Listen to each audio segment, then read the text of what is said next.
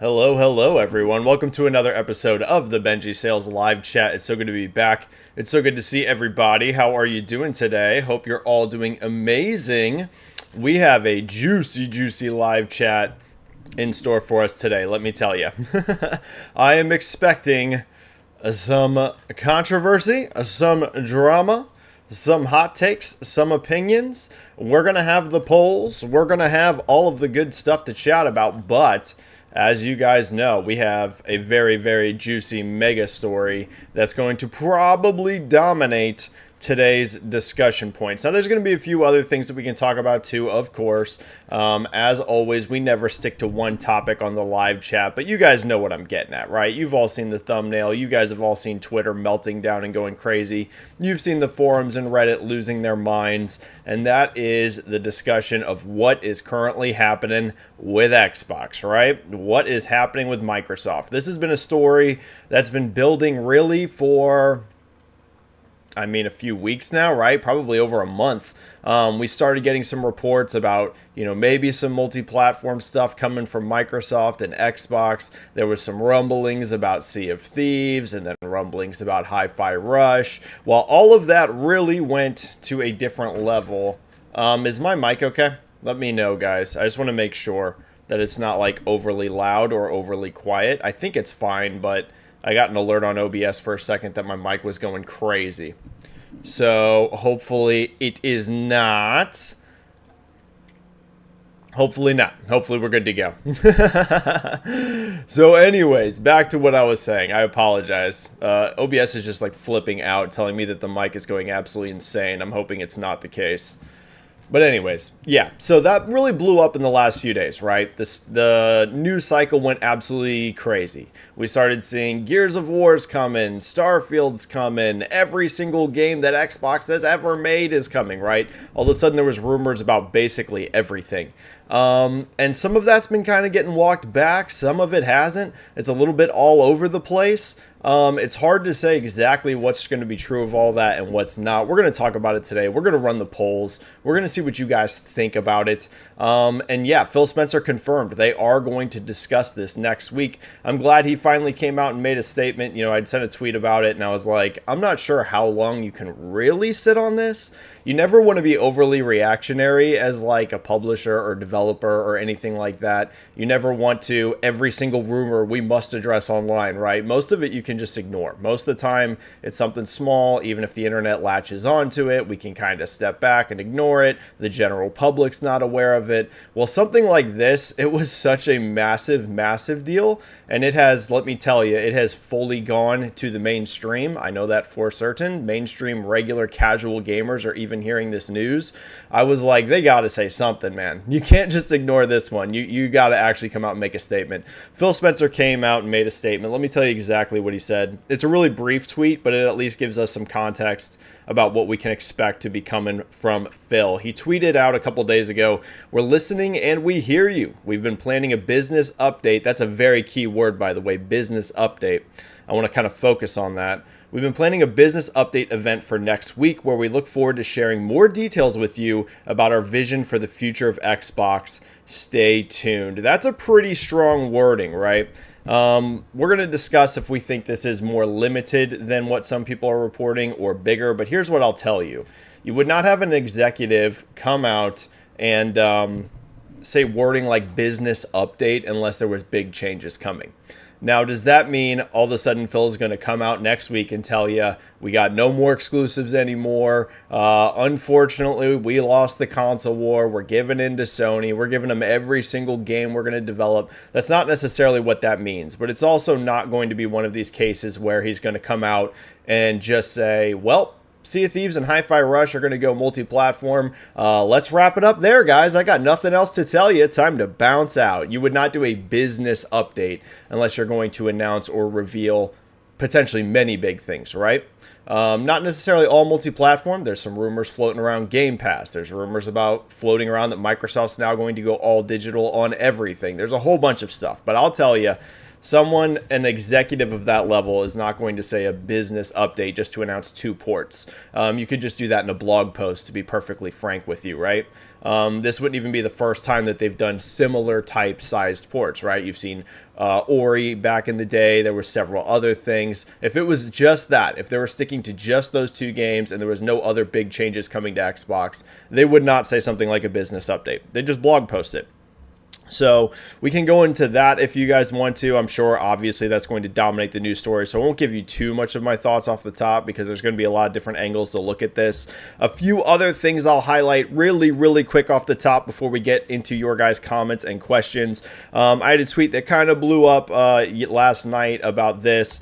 We got some sales updates for Like a Dragon Infinite Wealth and Persona 3 Reload. Both are doing absolutely fantastic. Infinite Wealth did 1 million units in a week, fastest selling Yakuza game ever, and Persona 3 Reload did basically the exact same feat, 1 million units in 1 week, fastest selling Atlas game ever. Sega's on an absolute roll. I know there was a bunch of concern, including for me, by the way, that launching 2 big giant JRPGs like that right next to each other, both with the same publisher, Sega, by the way, you know, you would think, oh, are these going to cannibalize each other? Is this really a good business move? Should, you know, Sega have spaced these out further apart from each other? It looks like they have not harmed each other, or at least not to any major level at all. Both are doing fantastic.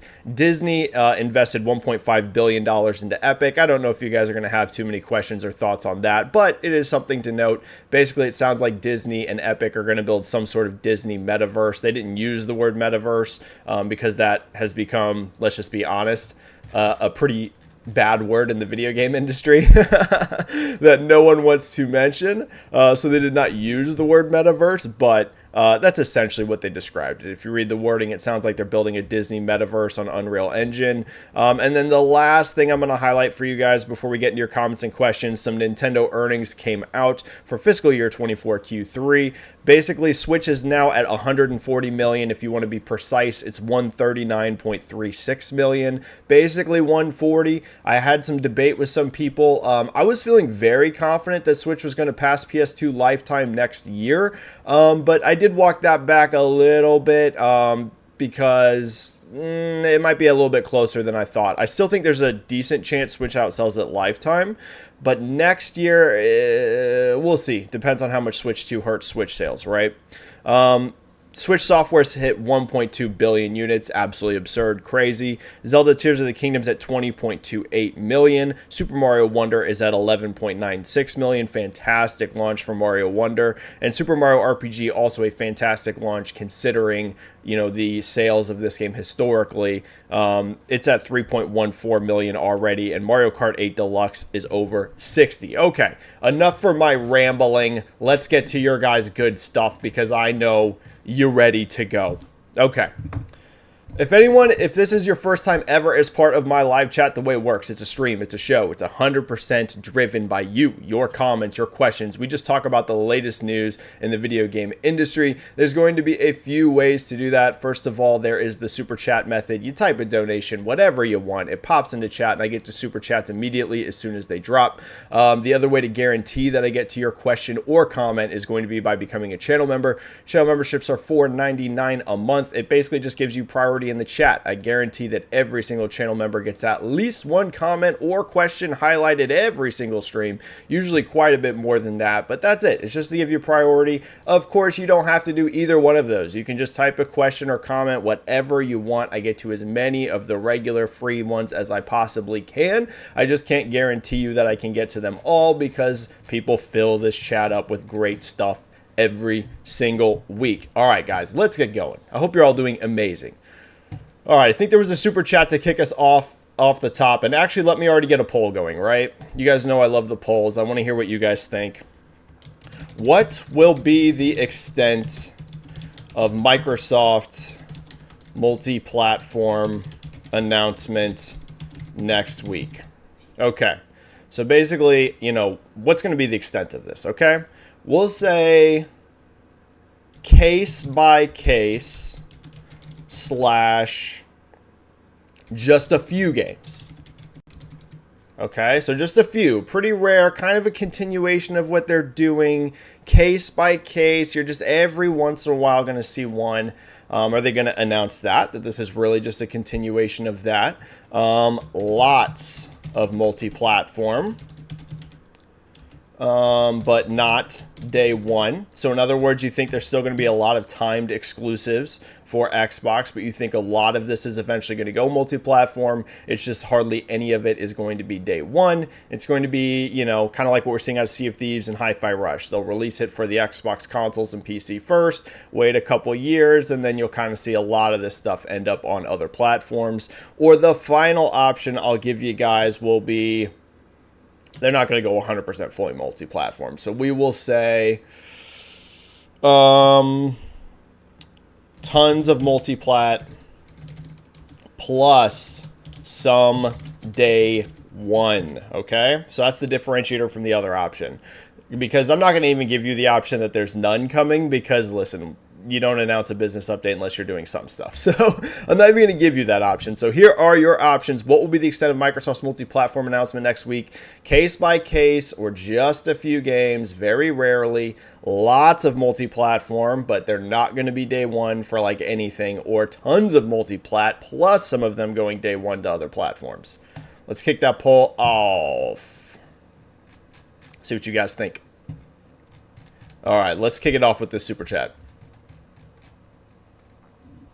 Plastic Hearts dropping a 5 in super chat. Thank you so much, Plastic Hearts Podcast. Benji Boy, and it's great to see you, man. Lots to chew on this week with Xbox. I'm not so doom and gloom, but I do have issues with them waiting until next week. What do you think? Okay, so first of all, thoughts on if I'm doom and gloom or not. Here's what I would say. Okay, if Microsoft is going to start to go pretty heavily multi-platform, right? Like, let's just say it's going to be kind of the middle option of my poll here, right? Where you're going to see a lot of multi-platform games, but a lot of them are going to be delayed. Some of them majorly, or some of them potentially majorly delayed, like Sea of Thieves. I mean, that game came out years and years ago. I will say if they're going to make a move like that, it will impact their hardware to some extent. Now, I think the idea that Microsoft will be able to sell 0 consoles because they're going to have some stuff, potentially lots of stuff, on Switch or PlayStation, I find that pretty unlikely. I think they will be able to still sell hardware, but here's what I will say. I think you will see a definite decline in their hardware sales. So I think over the course of a generation, potentially millions of units lost over this. I don't know that it'll be a case where suddenly they can sell 0, but Microsoft is going to have to make that pivot that, hey, our goal here is we're going to make more money than the consoles we're going to offset losses on, because they are. The idea that they would sell, like, have no hardware hit to me seems extremely unlikely. But again, I don't think it would be to the point where they could sell 0. So it still might be worth shipping consoles for them.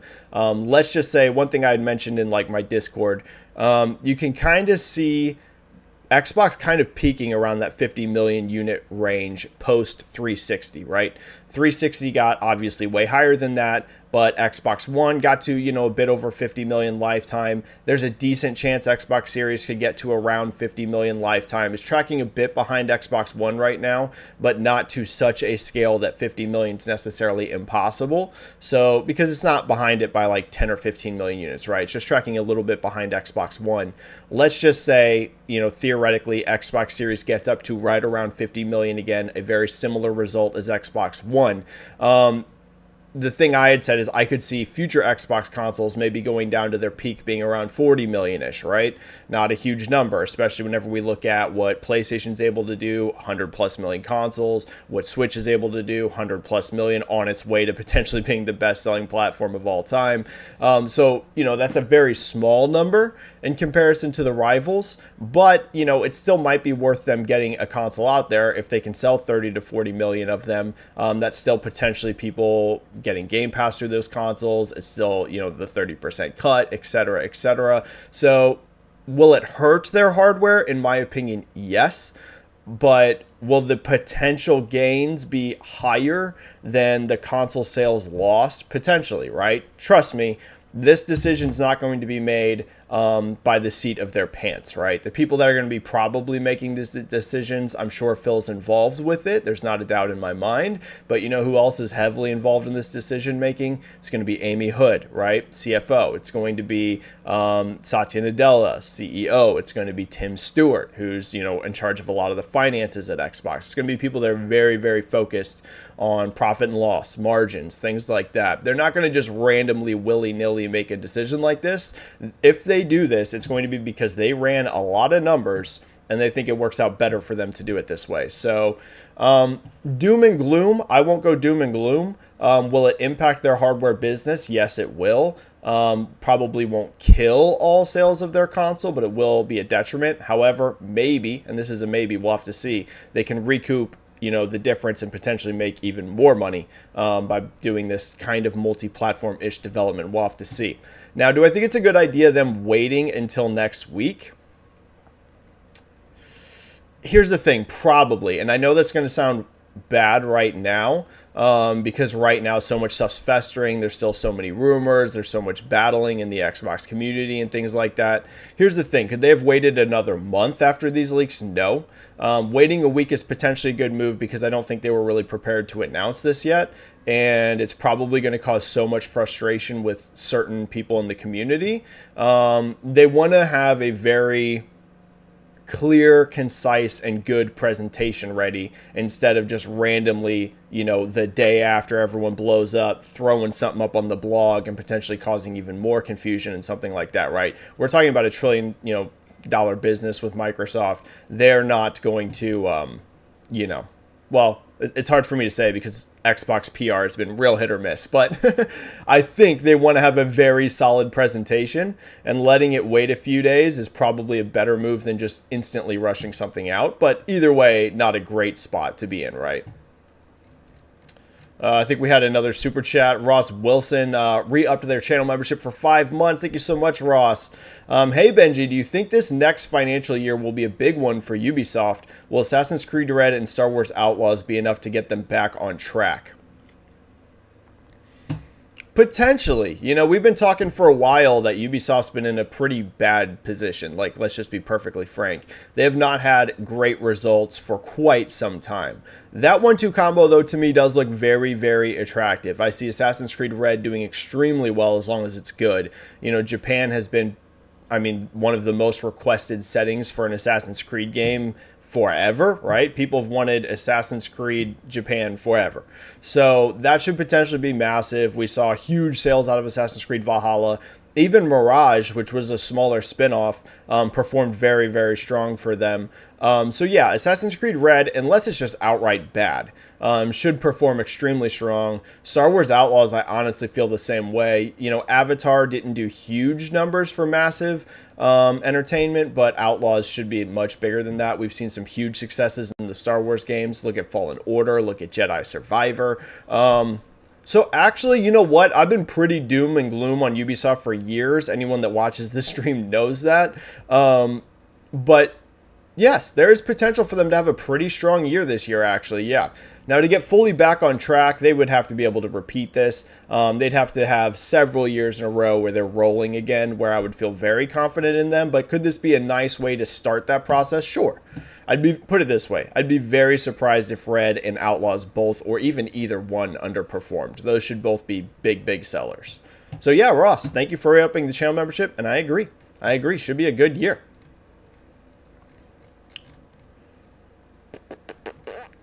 Glitch has become a channel member. Thank you so much, Glitch. I appreciate it. And you say, hi, Benji. Do you think releasing Xbox first-party games day one on PS5/Switch will impact Game Pass growth as well, along with hardware sales? Now, that is a great question.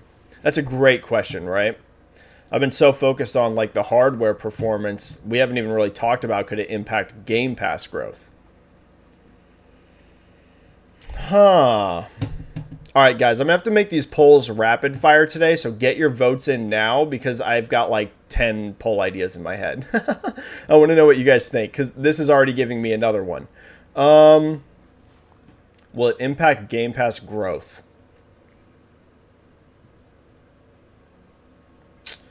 Potentially a little bit, but if I'm going to be honest with you, Glitch, I would not expect it in a massive way to impact it. And the reason for that is fairly simple. I don't know how many people own PlayStation 5s and Switches, also own Xboxes, and are subscribed to Game Pass that would then cancel their Game Pass sub to spend $60 or $70 buying the games on the platforms when they could get it free through Game Pass when they already had an Xbox anyways. So is there some potential to knock it a little bit? Maybe. But again, the value on Game Pass is, whether you like Microsoft, Xbox, Game Pass, whatever, the value proposition is very, very strong. I doubt you'd see many PC Game Pass subscribers suddenly canceling their Game Pass so they could buy it somewhere else. I doubt you would see a lot of people that own an Xbox with Game Pass also canceling. So listen, is there always a potential for a little bit of an impact? Sure. But would I expect something massive, like suddenly millions of gamers are now canceling their Game Pass subs over this? Probably not. What I will say is there is potential to stagnate the growth of Game Pass, right? So maybe not much detrimental in terms of loss of subs, but does that ceiling now get more contracted? Potentially, yes. We're already seeing Game Pass kind of stagnate. There's a lot of evidence of that. Microsoft won't come out and give us numbers for a very long time on the sub. So, yeah, I would say, does it hurt? You say the growth. Sure. Yeah, I would say growth potentially, yes, particularly on console. Maybe not necessarily on PC, but console Game Pass growth, sure. Do I think they would lose tons of subscribers because of this? No. But yeah, maybe it does put a more hard cap ceiling on how high it can go. Yeah, maybe. Where we at? Split End has been a channel member for 10 months. Thank you so much, Split End. Split End helps mod the channel. He's an awesome dude. Love Split End. Great guy. And thank you, man, for being a channel member for 10 months. Benji, a ton of great Japanese games to start the year. It is, right? 2024 is looking like the year of Japanese games. We'll get into it. Infinite Wealth, Persona 3 Reload, Final Fantasy 7 Remake, let's not forget Tekken 8, let's not forget Grand Blue Fantasy Relink. Which one do you think will walk away with the most awards come that season? Ooh. Awards?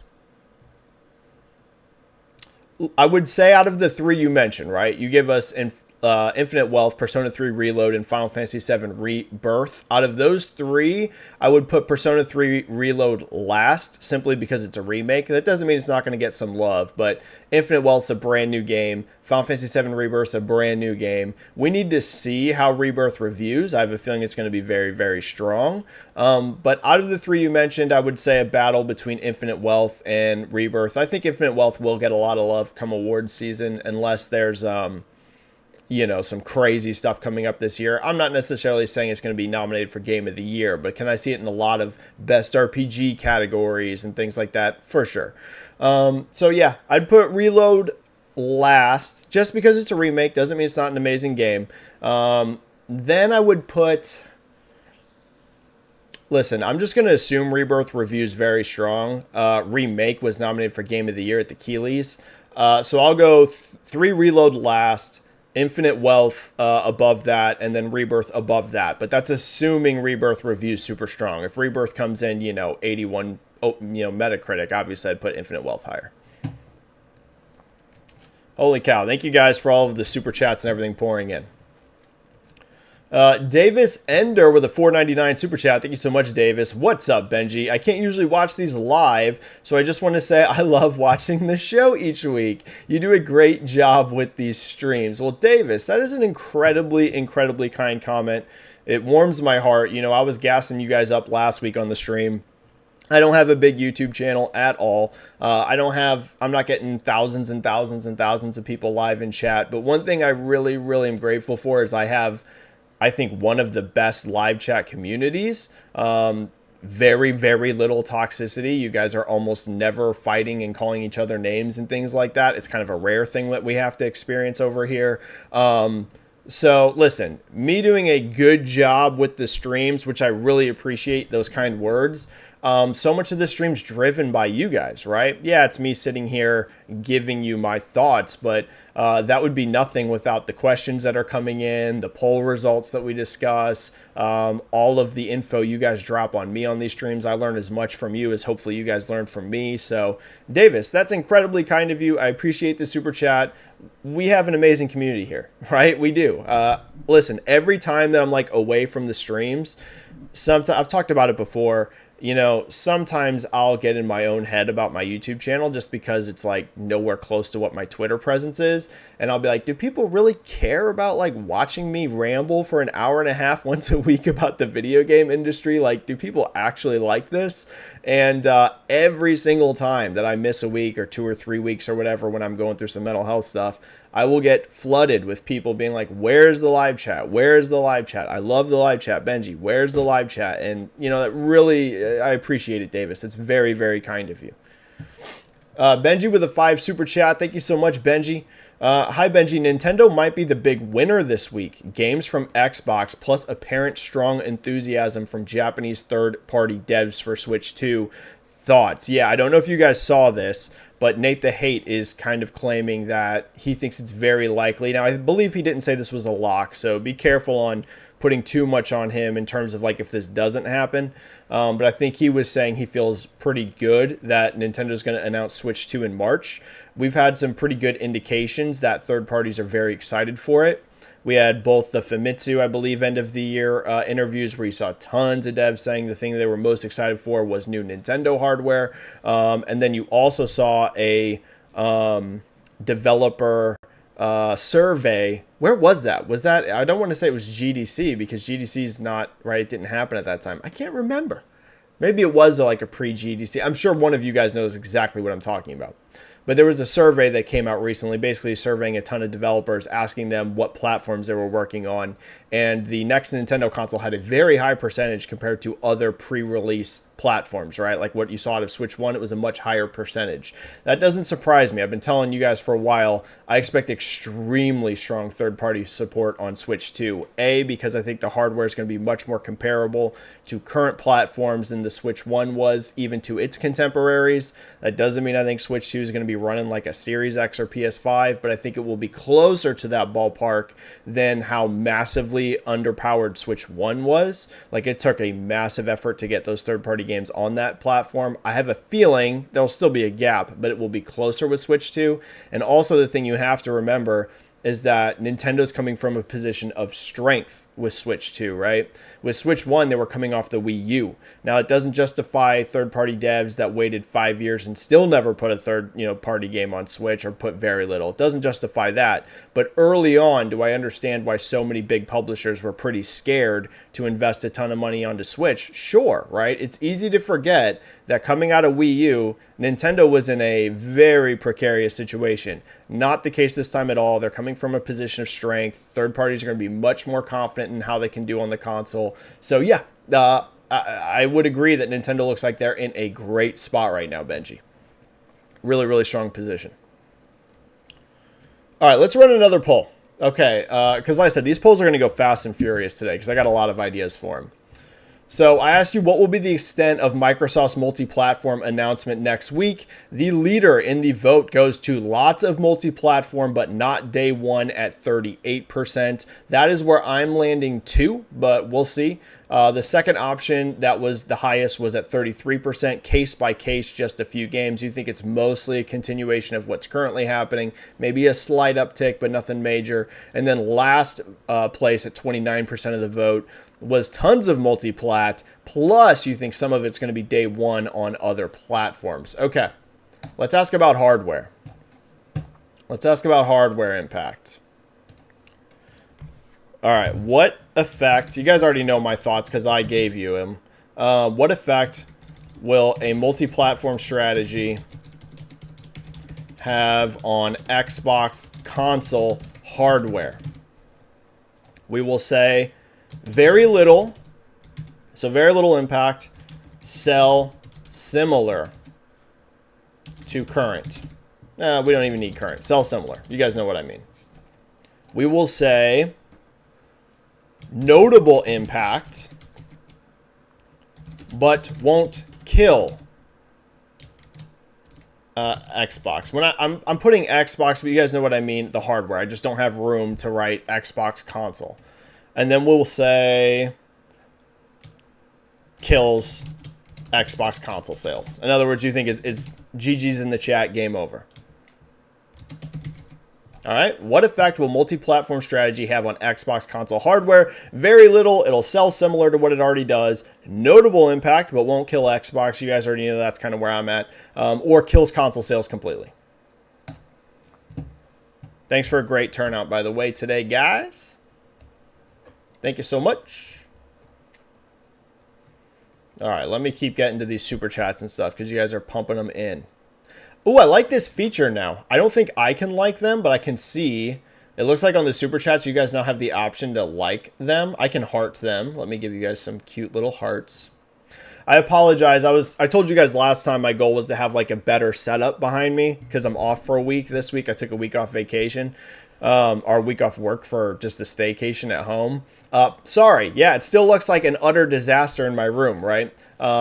So what happened was my daughter got super, super sick. So the last 2 days I was actually taking care of her. So my time off vacation time actually ended up being take care of a 5-year-old sick girl. So I was not able to get the stuff done that I wanted to. Next chat, it won't look like a ridiculous setup in here, okay? I'm not going to promise it's going to look amazing, but it won't look like this, okay? Next chat, it will be better. All right, where am I at? Glitch with a 5 super chat. Thank you so much, Glitch. Why, in your opinion, is Xbox making this move to go third party? And what could they have done to be in a better position? My thoughts, and keep in mind, I don't think they're going to go full 100% third party. But I think they are going to go much heavier third party than they are currently, right? I think it's going to be more of that in-between spot. Now, why would they make this decision? I think it's literally hardware. I think that Microsoft has gotten to the point where they think they can't generate very high hardware sales. I truly think that. And you saw Phil essentially kind of say that, what was that, like last year at some point when he was on Kind of Funny. And it's funny because I did a response video to that, by the way. One of the highest viewed videos I ever had, one of the best receptions I ever had to a video when it was me refuting Phil, right? And I was saying, no, big games can sell the console. It's a little funny because my thought process on that has actually changed a little bit after what we saw with Starfield. Now, am I still of the opinion that big, high quality exclusives can move hardware? Absolutely, right? We've seen it with Nintendo consoles. We've seen it with PlayStation consoles. So do I still think that big, high quality exclusives are valuable? Sure. But do I think that Xbox is in a bit of a more difficult position than I even realized in regards to being able to move hardware sales? Yeah. The last year of Xbox hardware has just been bad, right? It's just been bad. They have not been able to push hardware sales. And do they have an exciting and good-looking upcoming lineup coming up? Sure, right? You've got Hellblade on the way. You've got Avowed on the way this year. You got Indiana Jones coming this year. I think those all look great. You got Flight Sim and a bunch of other stuff. But I still don't know, even with a lineup like that, right? Let's say all those games hit. Let's say they all are super high quality. Do I think that that will have a massive acceleration impact on their hardware? Probably not, actually, which is kind of crazy. I think Microsoft has a true brand problem with hardware. I don't think that means that people aren't interested in playing Xbox games. If you see Xbox games in other places, I have a feeling they could perform very, very well. They have a problem selling their hardware. And I think what happened internally, I don't know this. I haven't spoken to anyone at Microsoft about this. So I want to make that very, very clear because, you guys know sometimes I do talk to some of these people. Won't name names, but sometimes I'm not speculating. Sometimes I know. I have not spoken to anyone at Microsoft about this, right? I don't even know the extent of what their plans are. But my theory is they have truly gotten to a spot where they think they just cannot move hardware to a large level, right? And if they want to have growth, because let's be honest, the way that our economic system works, it is completely about growth, right? You can't stagnate. Investors don't like stagnation, right? They always want to see them numbers ticking up. And there's a lot of arguments whether that's a good thing or not. But at the end of the day, Satya Nadella, as CEO of the company, has to show growth. And I think they've gotten to the point where they truly believe they can't have a ton of growth through hardware, their own hardware. They've already kind of are starting to saturate the PC market. Now, that doesn't mean that they're not going to have huge successes on PC, but their games have been on PC for years now, right? So PC growth will just go up and down depending on what the game is that's releasing. So they need growth somewhere. We don't think our hardware is really going to deliver it. PC, we've already been on the platform for years. Yes, some years will be higher than others on PC depending on the games that release, but we need growth somewhere. Where are we going to get it? Satya Nadella is going to look and he's going to say, well, there's 100 plus million PlayStations out there. There's 100 plus million Switches out there. I see a lot of growth right there. Why aren't we there, right? So that's what I think happened. Again, emphasize on think. But that would be what I suspect, Glitch. That is what I suspect. Cloudy Future with a 5 super chat. Thank you so much, Cloudy Future. Thoughts on the rumor that Microsoft's thinking about adding tiers to Game Pass, an ad tier, normal tier, no day one, and premium tier providing day one? The ad thing would not surprise me because we're seeing like basically all subscriptions have ads now, basically all of them, right? It used to be, certain streaming providers had ads and certain ones didn't. Nowadays, I mean, they all got it. Disney, Netflix, Amazon, Hulu, you name it. They pretty much all have ad options because frankly, the reason those ad options exist is they just weren't making enough money purely through subs. So how do you get additional revenue? You have advertisers pay to put ads on your product. So could I see ads coming to Game Pass? Sure. Here's what I'll say though. They can probably get away with like a pre-roll ad. If they start stuffing ads in the middle of you playing a game, I don't think that will go over well with gamers at all. There's a big difference between a passive experience, which is what television and movies are, where you are not actively engaged in it, right? You might be paying hardcore attention to it or whatever, but you're sitting there. You are a passive observer to the experience. That's a big difference than if you're playing a game and you're in the middle of a crazy firefight. There's action going crazy. You're on the edge of your seat playing, and all of a sudden, boom! 30-second ad roll. I mean, that will be disastrous, I think. I do not think they could get away with something like that. A pre-roll for a cheaper price, it will annoy some people, but I think they could probably get away with that. Hey, if you go with the ad tier, it'll be a little bit cheaper. Each time you boot a game through Game Pass, you get a 60 seconds worth of ads or something like that. Will it be annoying? Sure. But I think there will be some people willing to deal with that. Mid-roll, man, I don't know about that. Not with something that you're actively engaged in. So that, to me, I could see an ad tier going decently well for them, or I could see an ad tier going disastrously bad, depending on how they implement it. Now, the idea of different tiers getting you games day one, I have mixed thoughts. I think it would cause an enormous amount of pushback.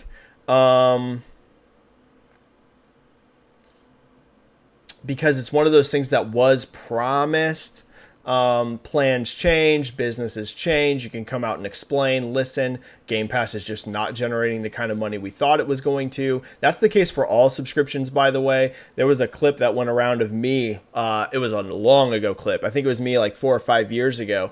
A lot of PlayStation fanboys were attacking me over whenever I was talking about how like Game Pass was potentially industry shaking day one's launching on the service. And that's because at the time I believed it, right? And I was wrong. You guys know I will always admit to you when I am wrong. I was wrong on that one, but I wasn't the only one. That's the way everyone thought at that time. It wasn't just in games. You had, Disney believing that subscriptions are the future, box office is over, traditional television's over. You had Amazon thinking that. You had everyone thinking that. You had Peacock and all Paramount Plus and all this stuff. Everyone back then thought that subscriptions were the promised land of infinite growth and money. And then the realization came after years of trying it. It's really just Netflix. Not that other people can't make money through it, but it's really just Netflix. Netflix essentially won the subscription wars, right? And it became much, much more transparent and evident that it is very difficult to make a lot of money on subscriptions. So could I understand them somewhat walking back some of the promises they made with Game Pass, because just saying, listen, economically, you can see it everywhere. Subscriptions did not work the way we all thought they were going to. Sure, but man, there will be some pushback. Here's what I'll say. They probably have to keep a tier Cloudy Future that does offer day one.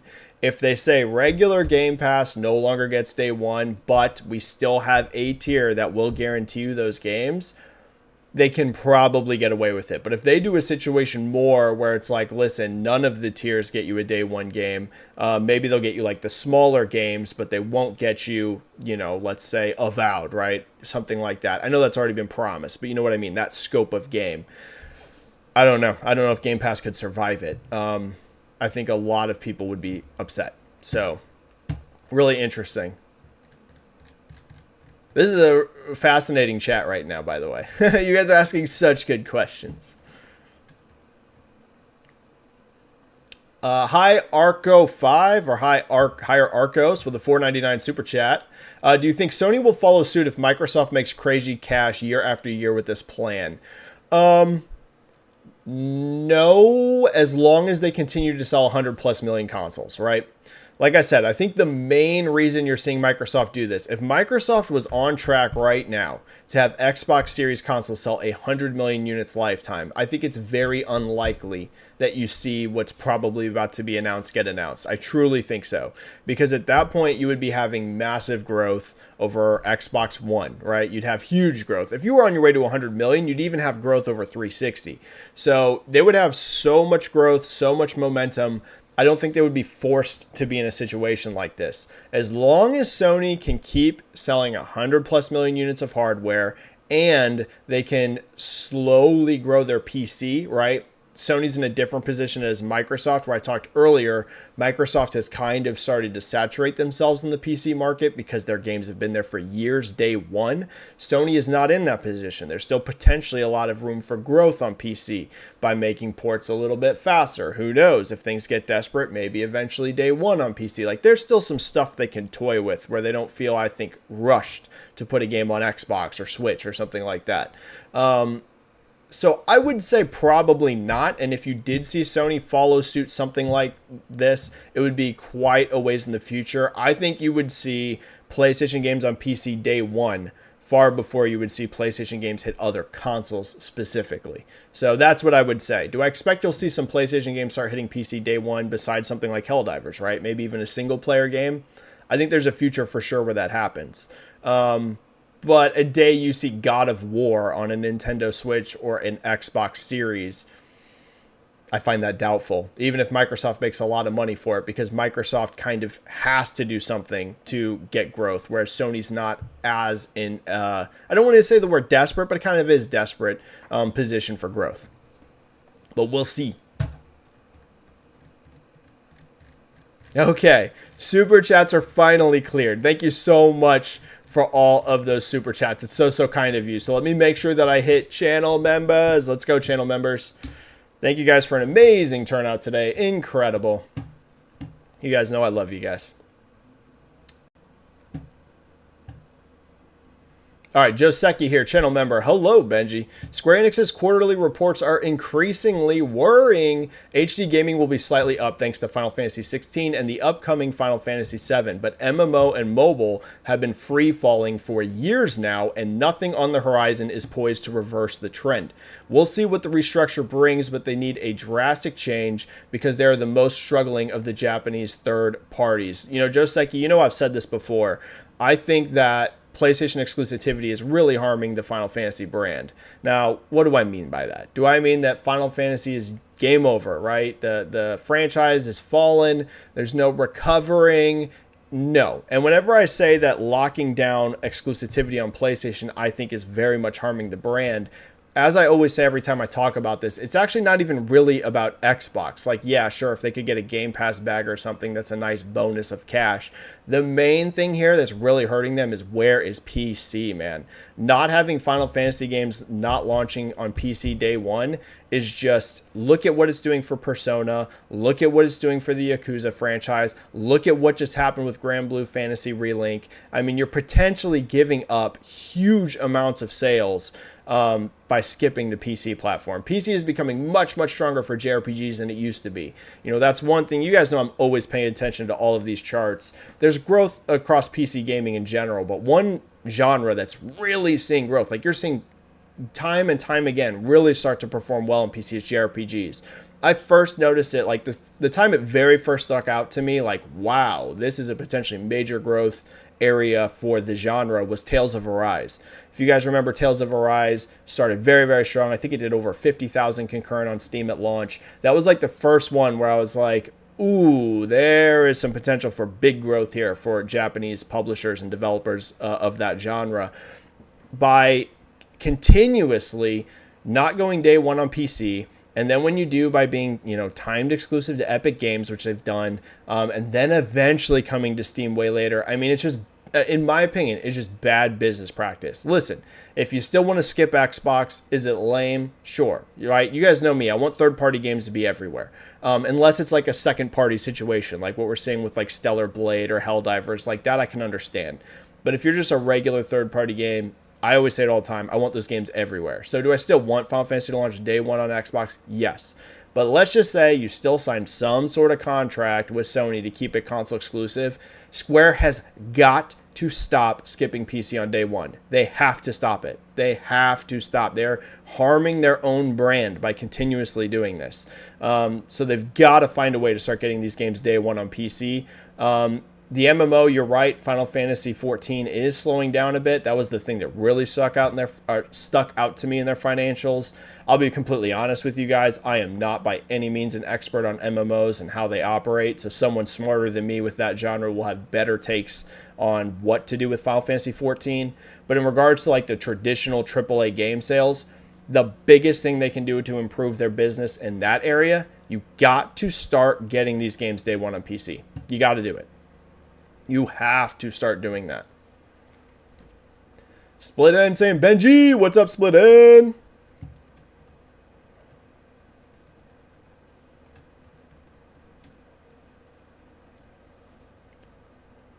There's no way this is the real.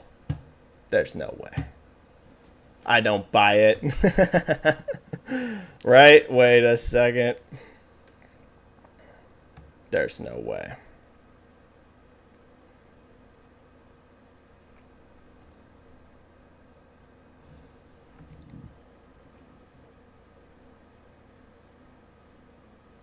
There's no way this is Alana Pierce, right? I don't buy it. This has got to be a fake. If Alana's in chat, then shout out. I don't think so, though. That would be super hype, but it's got to be just someone using her handle, right? Gotta be. There's no way. If it is, though, hi. Awesome to see you in chat. I don't think you've ever been in my chat, but I don't buy it. It's got to be just someone with the same handle. That would be awesome, though. Sin saying hi. What is up, Sin? Jacob Novick, channel member. No matter what Microsoft do, I will play Xbox until the end, but I hate media. Tim Dog acts. Okay, I'm going to be a little careful on this one. Let's just say Jacob does not like the way Tim Dog's acting. I'm not going to read the full words that are used here. Tim Dog acts like something I don't like. And Doc Dark made a video that he quits Xbox. News article saw that he was just trolling. Okay. Do I think that Xbox fans, certain ones, are potentially hugely overreacting to this news? Potentially. We need to, well, here's what I'll say. Some of it, absolutely, right? Depending on things that are being said, actions that are being taken. Yes, there are some that's definitive, without a shadow of a doubt. It's overreaction, and it's kind of crazy. But, I'm seeing some pushback. I'm like, I don't want to say I'm in between, because I would say I'm closer to the side of people are acting kind of crazy on social media over this. But the one thing I will say, that the part of the Xbox community that I do want to defend, right? Because there's an element of what we're seeing where I do want to defend. And that's the people that are like, invested in the Xbox ecosystem and are worried about what it means for potentially their future libraries. Potentially, if Xbox is the kind of console they just like, if they're worried that Microsoft might at some point exit the console business. Like, the people that aren't looking at this as straight up console wars, right? That aren't just salty or mad because now the Xbox game they like's on PlayStation. The people that are actually worried about the business side, right? The future for them as a consumer. Wait, if this kills Xbox hardware sales, what does that mean for all of these games that I bought in the Xbox library? What does it mean if I can't buy a future Xbox, if like this hurts their hardware so much, right?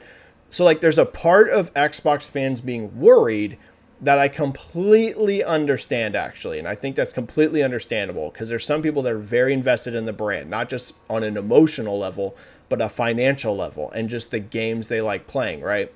So that I will say, those gamers I completely understand. The ones that are screaming from the rooftops, it's over, Xbox dies, next week. It's the end of everything we've known. I'm going to sell everything Xbox I have. I now hate Phil Spencer, which is a common sentiment I'm seeing now in the Xbox community where they're saying they just straight up hate Phil Spencer. All of this stuff to me is overboard, especially when we don't even have confirmation on what's happening yet. So yeah, Jacob, I'm like, there's parts of the reaction I actually understand where it's coming from. And then there's some parts of it that to me is just additional elements of console wars. So some good, some bad.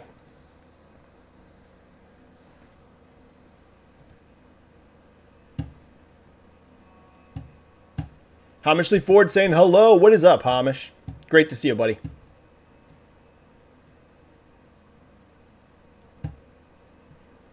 Don't worry, free questions. I'm going to get to you. We have a big turnout today, so my stream is probably going to be pretty long. So buckle up. So we have like a really high turnout by my channel standards. So don't worry. If you guys have comments or questions, I'm going to try and hit a lot still. Whoop. Jacob Novick, I think they will do a few multiplats, but big games like the Skyrim sequel fully exclusive. So in other words, Elder Scrolls 6. Glitch, Benji, do you think releasing Xbox first? Oh, no, we already did that.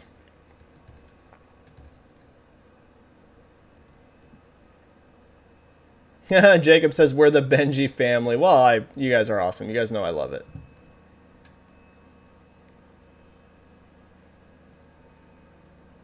Okay. So here we are. I'm getting to some other answers about my poll. So let me tell you the poll right now. I asked you, what effect will multi-platform strategy have on Xbox console hardware? The number one vote right now is you guys think it's going to straight up kill Xbox console sales. 48% of the vote says it kills Xbox console sales. So almost half of you. I'm not going that far yet, but I don't think it's impossible. Depends on like what they announce. But I'm not quite there, but I get the thought process. 35% of you at second place say notable impact, but won't kill Xbox. That's where I'm at right now. But again, let's look at the extent of what Microsoft announces. 17% of you say very little, sells similar. That's the one that I'm personally not on board with right now. I do think you see a hardware impact. But again, let's see. Basically, it's almost 50-50 in terms of if you think this kills Xbox or it doesn't. We're almost split down the middle in terms of if it's a game ender for Xbox hardware. It's literally almost 50-50, which is pretty funny. And then Jacob says it won't kill Xbox. Joseki, I voted notable impact, but because I think Xbox will drastically change what Xbox console actually is. Good point.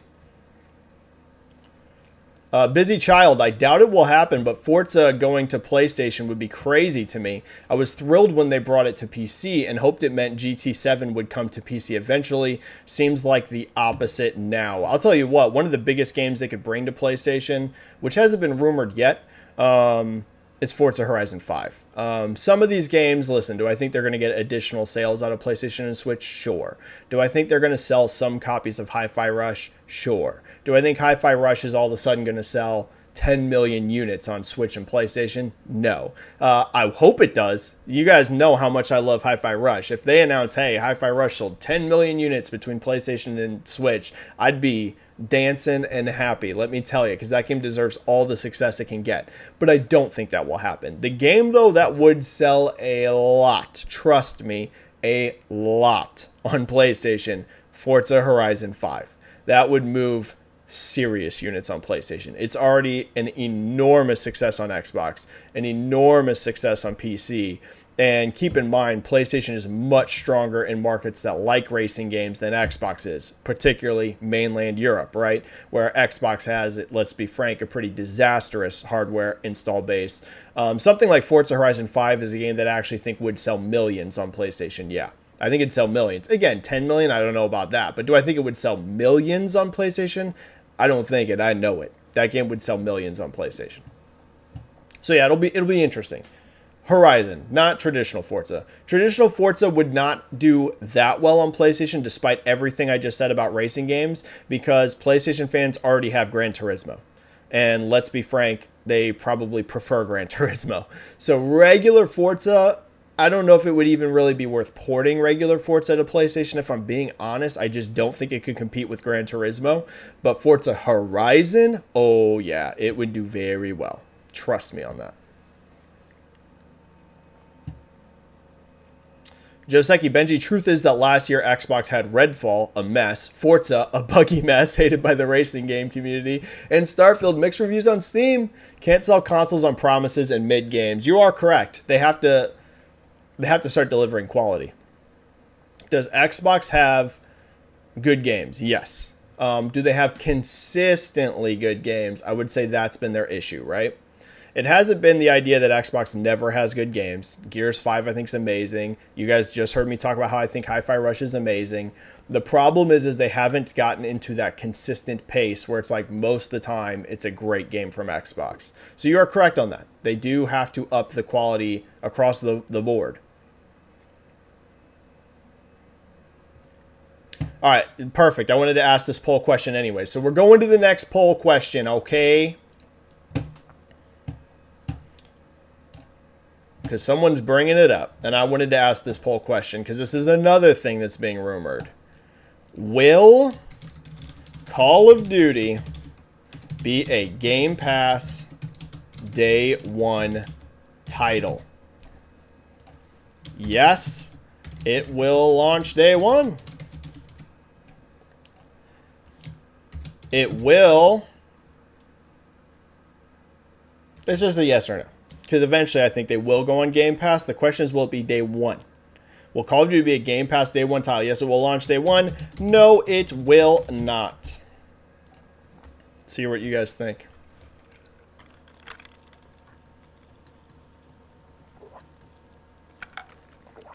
I'll give you my take in a minute.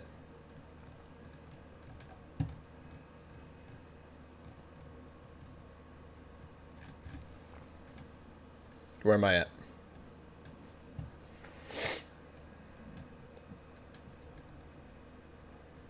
So yeah, Glitch was asking me about the rumors about Call of Duty on Game Pass. I'll give you my take on that in a minute once we get some time with the poll. I don't want to influence the poll. Joseki, subscriptions, fragmentation, ads, raising prices will cause the next piracy resurgence in movie series anime industry. I personally am already forced to pirate a lot more than I did years ago. Yeah, that is a potential thing. You're not wrong. JCat, what's up, JCat? Thanks for helping mod the channel and always being amazing, JCat. And you have a question. Great to see you in the stream, JCat.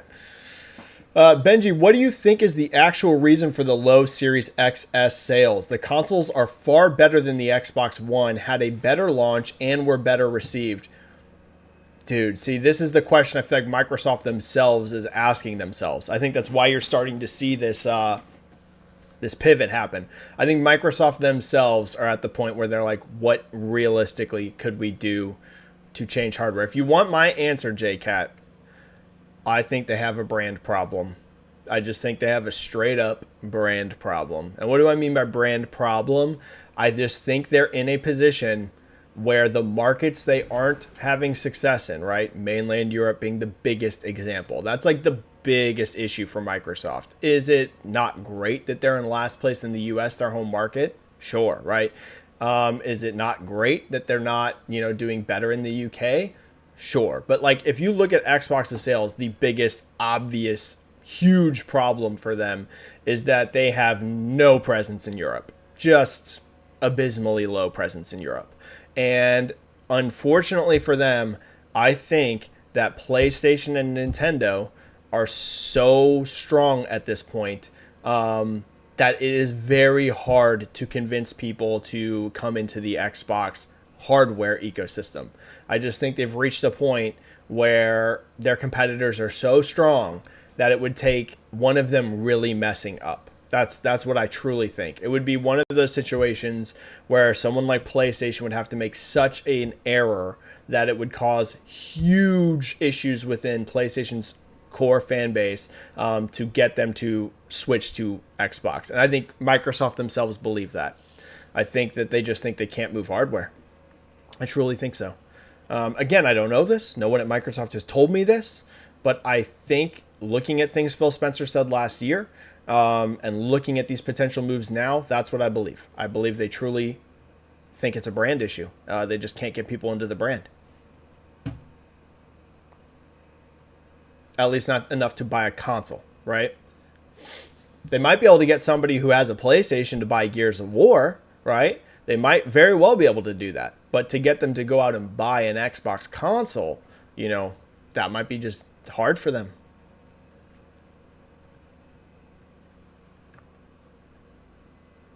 Benji, what are your thoughts on Apple Vision Pro? I know you're a tech enthusiast. Even if it's expensive and cumbersome, the potential seems insane. I think right now it looks goofy. I think people walking around in it look pretty goofy. But not everything is about aesthetic appearance. I think a future version of Vision Pro where it is significantly smaller, this again sounds funny, significantly cooler looking, and also significantly cheaper. There is potential in a product like that. Yes, I actually do think there's potential in a product like that. Do I think the current Apple Vision Pro will be a giant success? No. Price tag, and honestly, again, I know this sounds funny, but people do care about aesthetics. The way this thing looks when you're walking around in public with it, combined with the insane price tag, will massively limit how much it can sell. But if Apple could get to a point where this thing was very small, very slick looking, and your average person could go out and buy it, sure, I could see them selling a lot of it. But I feel like something like that is very far away, especially in terms of price. I could be wrong, but to get that thing into a very regular consumer, level price point feels far off to me, but we'll see.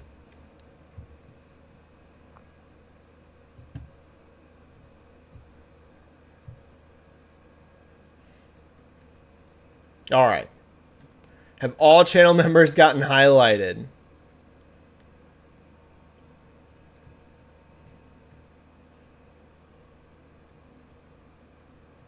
I think so. All right, I think I can finally get to some free questions. I wanted to make sure all channel members got something. A big, big turnout today. I think we are. Okay, let's get to some free questions. How we at on stream health? We're good. Okay, Casual Noob Gamer. I believe next week Nintendo will drop a trailer for the next Switch instead of the rumor of a partner showcase happening, and in March they will have a hardware presentation. Ooh, interesting. I'm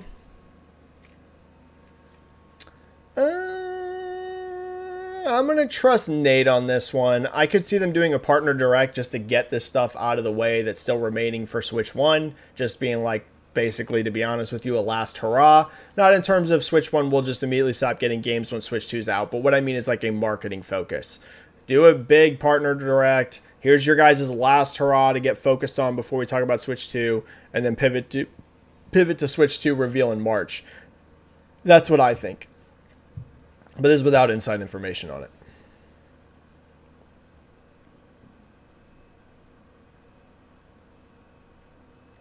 Carlos Morera. Hi, Benji. What do you think about the rumor of Switch 2 being big and with built-in controls ditching the Joy-Cons? For me, it's great news as a Steam Deck fan, but I could see it being a risky choice. My thoughts on these rumblings, and what I'm saying is like the size is not a rumor. Well, I guess it technically is, but there's like actual evidence behind it being a large console. That to me doesn't matter, if I'm being honest with you. People are used to carrying around large stuff. I mean, even phones nowadays are pretty freaking huge, right? Like, let's be real. Even phones are very large. This would be bigger than a phone, but people are just used to carrying around big stuff at this point in time for electronics. So do I think the size is that big of a deal in terms of a negative? No, not at all.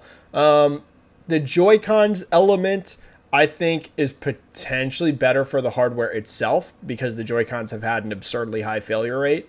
And I don't know how much use they got for their extra features, let's say. But here's what I will say. They've been a great thing for accessory sales. Like, Nintendo has generated a lot of money through Joy-Con sales. So here's the thing. If you're asking me personally, I actually kind of hope they ditch the Joy-Cons and it's a more solidly built, just integrated into the device. But I could see Nintendo wanting to keep that sort of separate because, like I said, they sell a lot of Joy-Cons. They're generating a lot of revenue and obviously a lot of profit off those Joy-Cons. So a little bit of mixed thoughts. I think Joseki renewed the channel membership. Let me highlight that. Joseki did. Channel membership for 9 months. Thank you so much, Joseki. The star of the next Direct Partner Showcase and last start of Switch 1 will be Dragon Quest III 2D HD and inhales vast amounts of copium. Yeah, where is that game? When did they announce that, man? That was like a long time ago. Where the freaking heck? Where's Dragon Quest in general? Right? Where's Dragon Quest 12? Like, Dragon Quest has, like, disappeared off the face of the planet. I know there's been some spin-offs and stuff, but, like, the two that people have been very excited for were the HD 2D game and the next Dragon Quest, and both of them are, like, gone. So, hopefully, Joseki, hopefully, we see some Dragon Quest soon, because that franchise has kind of disappeared, if we're being honest. And thank you for upping the channel membership. I appreciate that, Joseki. All right, back to you guys' free comments and questions. Zinfamous. What's up, Zinfamous? Hey, Benji, do you think Bungie will take note of the complaints of near impossible start on experience for new players in Destiny 2 and make it so Marathon is accessible to new players for years? They need to. I say it all the time. Part of the biggest reason Destiny is going through so many problems, in my opinion, is how are they onboarding new players?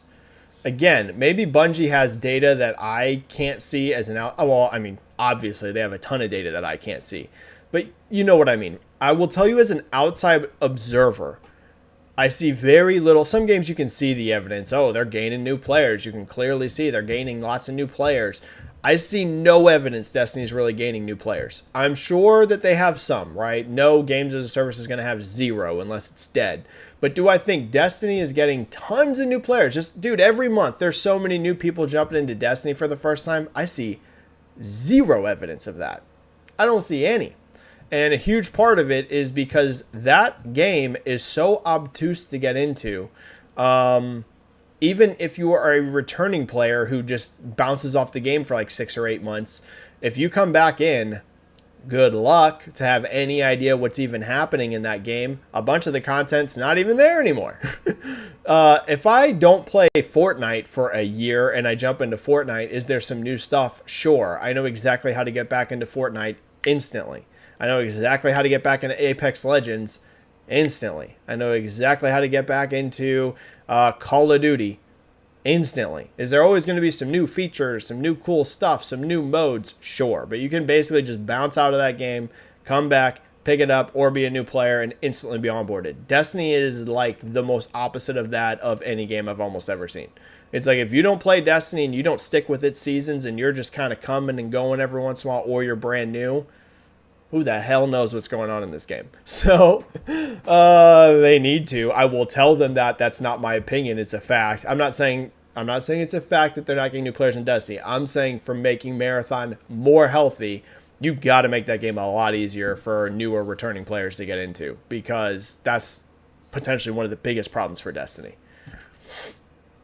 And then Zinfamous also says, the way Ilya Taporia has been talking lately, he better make sure he performs a masterclass against Volk with the way he's been talking. If not, he'll be made fun of for a long time. Can I tell you what? I used to like Ilya Taporia. Don't worry, I'm not going to get this off the rails with MMA and combat sports talk for very long. But Zinfamous, did you see Ilya's interview on the MMA Hour? Bruh. Some of the stuff he was saying, I was like, bro, I hope you lose. And I don't mean I hope you lose in terms of like, you know, sometimes guys talk trash and you're just like, oh, I want to see you pay for your words. It's not even that. It's what Ilya was talking about, what his plans are for the division. Ilya's instantly like, I won't give Max Holloway a title shot. I won't give Yair Rodriguez a title shot. So you're telling me that you're going to potentially take the belt and then you're going to refuse to give any of the top contenders a title fight, and instead you want to fight Conor McGregor. Yeah, bro, I don't want you as champ. I'm going to be real honest with you. I hope Volk smashes Ilya, and not, again, at all because of Ilya Taporia's personality. It's what he wants to do to that. He'll ruin the division. If he gets his way and he wins the belt, and he doesn't fight any of the top contenders and instead starts chasing mega fights, bro, he'll kill the division. So I hope Volk goes out there and just honestly brutalizes him. Not brutalizes him, I want to see pain. I'm saying I just hope he goes in there and smashes Ilya. I do not want to see Ilya Taporia as champion anymore. No. He'll kill the division. Cameron Swear, in your opinion, is the Switch first-party software sales the most impressive of any platform of all time? Yes. To me, it's not even close. We may never see this again. Cameron, yes. Nintendo Switch is the most successful console pushing first-party software in history. I don't even know if Switch 2 will do it.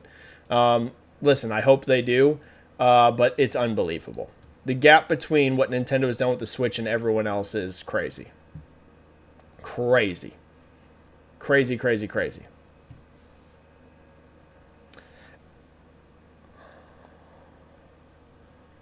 Robert Eli, Benji, after in previous times Phil Spencer, Aaron Greenberg, etc. have come out in Twitter denying rumors like Hi-Fi not being successful, denying the Tim Stewart comment of games coming to other consoles, but this time after the backlash they didn't say even not all rumors are true next week, business event, things like that. So maybe not all the things are true that are being said online, but I think if they put Hi-Fi, Sea of Thieves, etc. in PS5 Switch, they're opening a Pandora's box, and in the future they could launch more Xbox games on PlayStation or Switch. Right now they're giving you a hand, but maybe later the complete arm. Ah, nice phrasing. Who knows? I don't know. What are your thoughts? So here's what I will say. No matter what, to me, this is a transition away from what they were doing. Even if, and I'll tell you why my thought process is about this. I talked about it a bit in my Discord. Even if, let's just say theoretically, you know, Phil and Satya or whoever's going to present this come out and they tell you guys, for now, we're only announcing Sea of Thieves and Hi-Fi. And let's maybe say one other game or something not big. That's it, right? That's all we're going to announce today. But we also want to tell you, because this will be sprinkled in, trust me, if that's what they announce, that moving forward, you know, we will look and analyze each game and see, you know, what potential... Guys, you need to be prepared if you're an Xbox fan that no matter what, you're seeing a shift. No matter what. No matter what they announce next week. You would not come out with a business update presentation if it was just Sea of Thieves and Hi-Fi Rush. And the larger reason why I know that this would be part of something larger. How much money do you think Hi-Fi Rush is going to generate? I'm asking you, how much money do you think Hi-Fi Rush is going to generate? You think it's going to generate, you know, 10 million in revenue, 20 million in revenue, 30 million in revenue, 100 million in revenue? How much do you think Hi-Fi Rush is going to generate in revenue, guys? What is the only reason you would put your games on other platforms? To drive growth, right? To drive notable growth that you can show on a P&L report, that you can show to investors, and you can say, look at this growth. Is Hi-Fi Rush launching multi-platform going to generate anything of note on a P&L report. I love Hi-Fi Rush. No, it's not. It ain't going to move that number at all. Not in a large way. When you look at the total number of what Xbox revenue generates, putting Hi-Fi Rush on PlayStation Switch won't move that number at all. It ain't going to move it at all, okay? Even if it does well on other platforms, it will not move that revenue number. If you're going to other consoles, it's because you are trying to drive notable growth, okay? So in order to drive notable growth, you're going to have to release notable big games. Big games that can really move that number. So you just need to be prepared. That's not me telling you there's going to be no exclusives moving forward. That's not me telling you Microsoft's going to come out and announce we're now fully third-party multi-platform next week. But no matter what they tell you, if they tell you it's just Hi-Fi for now, it's just Sea of Thieves for now, and it'll be case by case after this, they are signaling to you there are bigger games coming. Otherwise, there's no point in doing this. There's none. It wouldn't even be worth the time and effort because it ain't going to move the needle. Okay? It's just not. You would have to have bigger and more games, right? Even if one individual couldn't do it, if you have 6 or 7 games now launching multi-platform combined, maybe Hi-Fi by itself won't move much in terms of that needle I'm talking about. But if you have 5 or 6 games, if you have Hi-Fi, if you have Sea of Thieves, if you have the rumored Gears ports, if you have, right, once that number starts going up, maybe the individual doesn't do it, but the group can have a noteworthy impact. You either need very large games hitting these other platforms to drive growth, or you need quite a few games to drive growth, because Hi-Fi Rush by itself won't do anything. Won't do anything. So, yeah, just something to keep in mind, regardless of what is said next week.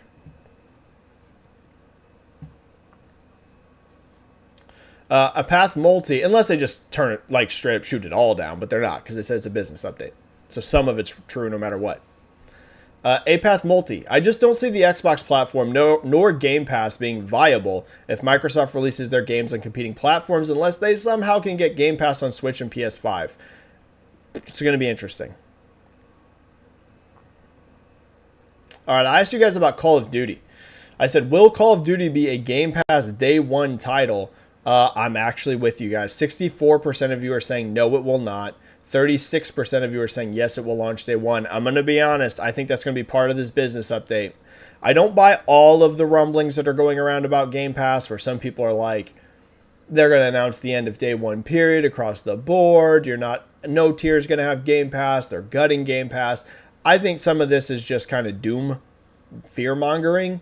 But I think one thing they might confirm is that Call of Duty, due to financial reasons, will not be a Game Pass day one title.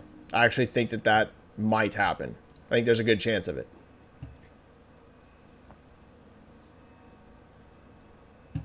Arthur 1, I personally don't care, but know why people are going nuts over this. I'm going to stay on Xbox regardless, have hundreds of digital titles on Xbox, and I play those games every day. I'm not just going to get rid of my Xbox. Arthur, I think there's actually quite a few people like that. That's why I'm on the stance of it's not going to kill in terms of like, there's just zero Xbox sales. Arthur, I think there's a lot of people like you, actually, but I do think it will have some hardware impact for sure. Eber, Romero, hey Benji, what do you think of Helldivers 2? The first one was day one on PC as well and peaked at 7,000. This new one peaked today at 65,000 players, and I think it could be more soon. You want me to tell you something, Eber? Something I said in my Discord? Devs have got to stop.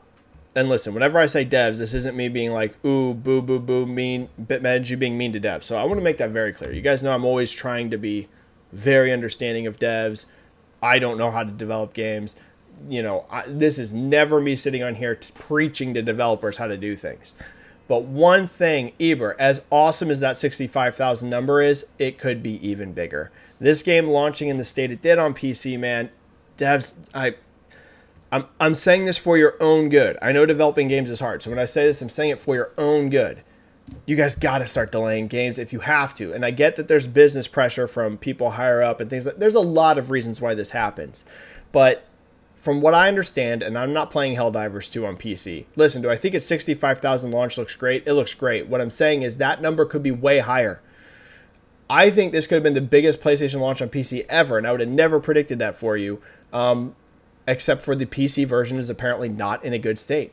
If you look at the Steam reviews, they are bad. It's at 54% on Steam player reviews. Apparently this game is causing crashing like crazy.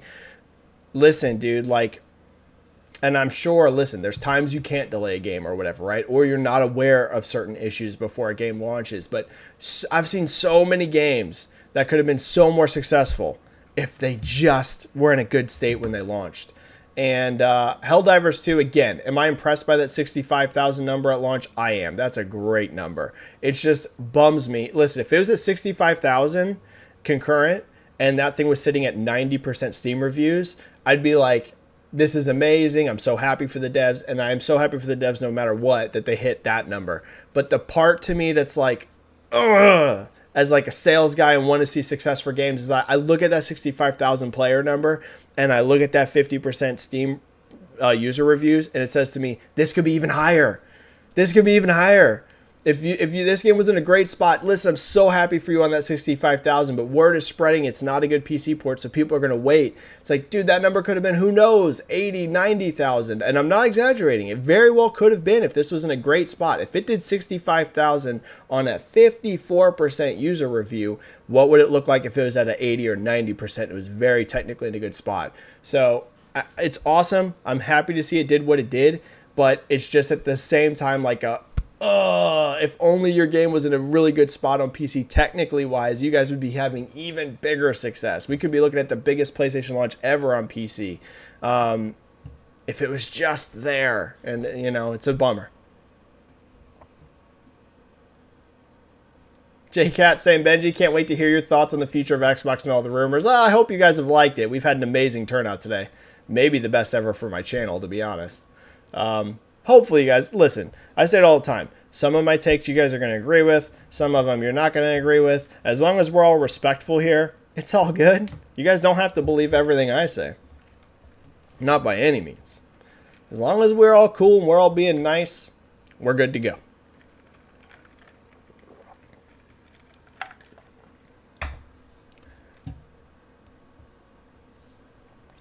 Felipe, where are you, Benji? First time here? Well, I'm glad to see that we had a first timer in the chat. Hope you don't let all this Xbox negativity affect you. Careful with some fans, protect yourself. You know, I talk about this, Felipe. I had to learn that some people on the internet just aren't going to like you no matter what.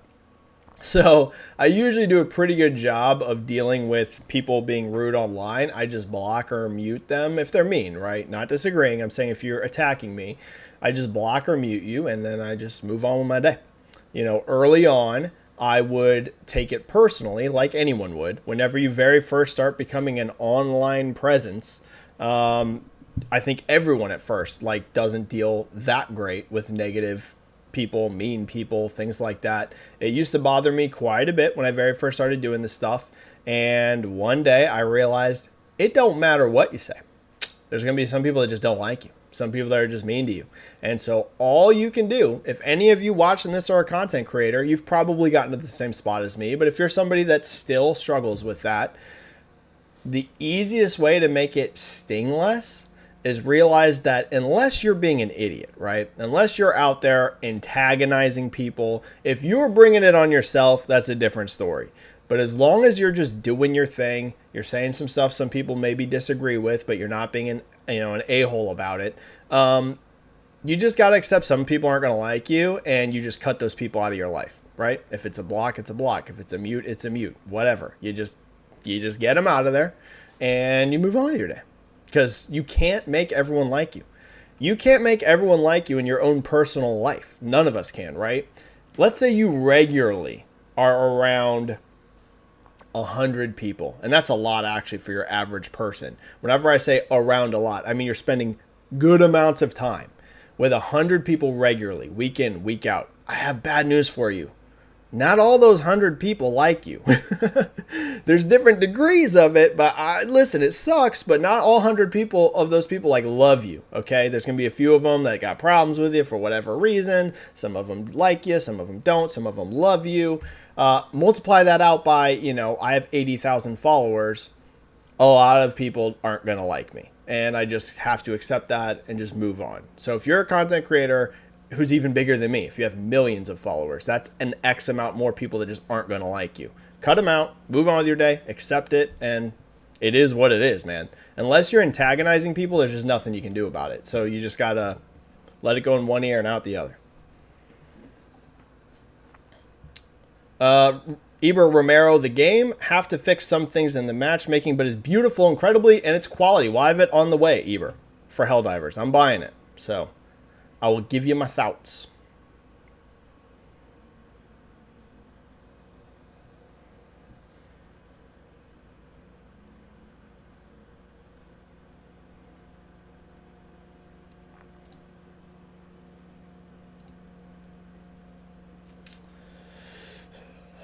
The person that is, I'm assuming, impersonating Alana. Again, I'm assuming this person's impersonating Alana. Said, where did the rumors start? I missed the original source. The original source, I believe, was Nate the Hate. I think that's where this all very, very, very first started. I think.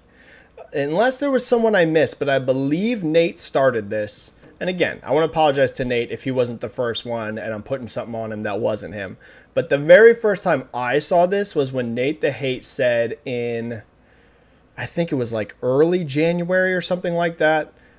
He had said that he heard that a big Xbox game, I don't know if he used the word big, I think he said like a really high quality Xbox game was going to go to other platforms. He didn't say the name of the game, but he said, I heard a big game is coming to other platforms. That was the first place I heard it. Then right after that, like literally very shortly after, then you had Steven Totillo and Jeff Grubb both say that Sea of Thieves was being looked at to go to other platforms. And then from there, it just kind of snowballed, right? That's how it started from what I saw. Nate the Hate, vague game that he did not say the name of. Then Grubb and Steven Totillo saying games like Sea of Thieves and potentially Hi-Fi Rush. And then this last week, it like snowballed into craziness. It was, Gears of War, Starfield, like, Indiana Jones. It was like every single game you can think of. So we'll have to see. But that's how I saw the rumors breaking. If I missed something in there, I apologize. AOF 520, the news next week is exciting and scary. How will their decisions shake up the industry as a whole? Well, it's a potentially massive shakeup, right?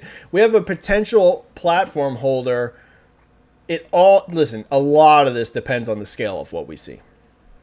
If it's, Hi-Fi Rush, Sea of Thieves, and Flight Sim, that's another one that's been rumored. That's not a big game, really. I mean, it's a big game in terms of there's quite a few players and stuff, but Flight Sim going to PlayStation is not going to sell 20 million units, right? If it's something like this that gets announced, I actually think the overall impact quickly in terms of what we see in the next year is actually kind of small. I think we'll look back on this and be kind of like, not a whole lot changed in the last 12 months. And again, and I'm saying that's the scenario you see. Let's just say those three games. I don't think you would see Xbox sales crater off of those three. Xbox is having its own hardware problems in general. But those three, I don't think you see Xbox hardware crater. I don't think you see Xbox revenues suddenly explode on earnings because of that. And I also don't think you see, PlayStation gamers buying 30 million Xbox games, right? So I think if it's something like that, we'll kind of look back and we'll be like, not a whole lot happened, if I'm being perfectly frank here. Now, if it's really stuff like Gears and stuff like that, things might be very, very much more noteworthy. But as I said, no matter what, AOF 520, the biggest thing here is, again, you do not do this unless it's part of a larger strategy shift in the future. So in the next 12 months, depending on the games and depending on what's announced, maybe not a lot happens. Maybe this all looks way crazier than it actually ends up being. Keep in mind what I'm saying here. In the next 12 months. I think no matter what, Microsoft has now set themselves though on a precedent to where in the next 5 to 10 years, things look very different because I think they will be much more heavily multi-platform. They might still be making hardware, but I think over time, more and more and more and more, it's going to go third party, multi-platform. So in the short term, I don't know. Might not actually be that big of a deal, really. In the long term, yes, I think we're seeing a major shakeup. Booty Connoisseur, the wait for them to talk about this is agonizing. Yeah, it's a bummer. It's a bummer. I want to hear it too. I want to hear it just as much as all you guys do. not even from a gamer perspective. I'm fascinated about it from a gamer perspective. But you guys know, as somebody that likes to look at sales and business and data, I want to see what they announce for that reason. I mean, dude, anytime we can get a major business update, you know, maybe do a, like someone not interested in the industry, that's like whatever. But for me, it's like, ooh, give me all the deets. I want to know. I want to know.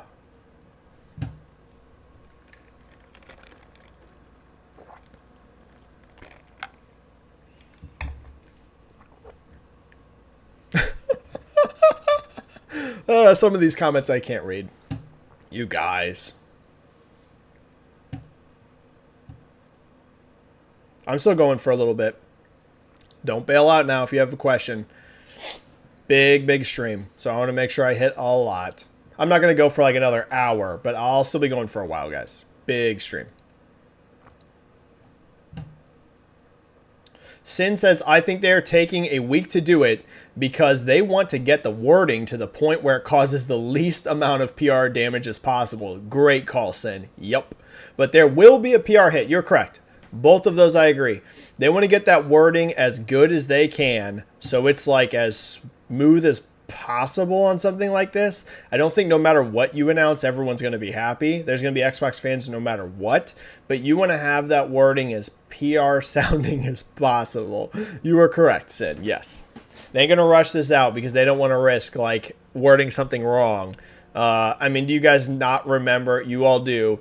Don Matrix saying, we got a platform for you. It's called the Xbox 360. Look at how much that one wording damaged them, right? They want to make sure that they ain't going off the cuff here. They want to have very PR worded stuff. They don't want a comment like that.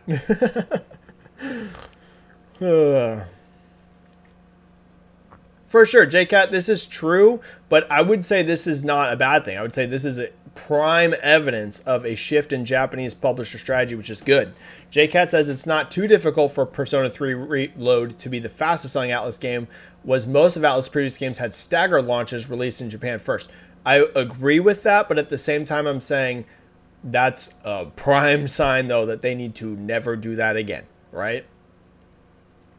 Fastest selling is fastest selling, regardless of whatever caveat you want to use for it. At the end of the day, it is the fastest selling, and you always want the fastest selling. So I agree. But at the same time, smart decision.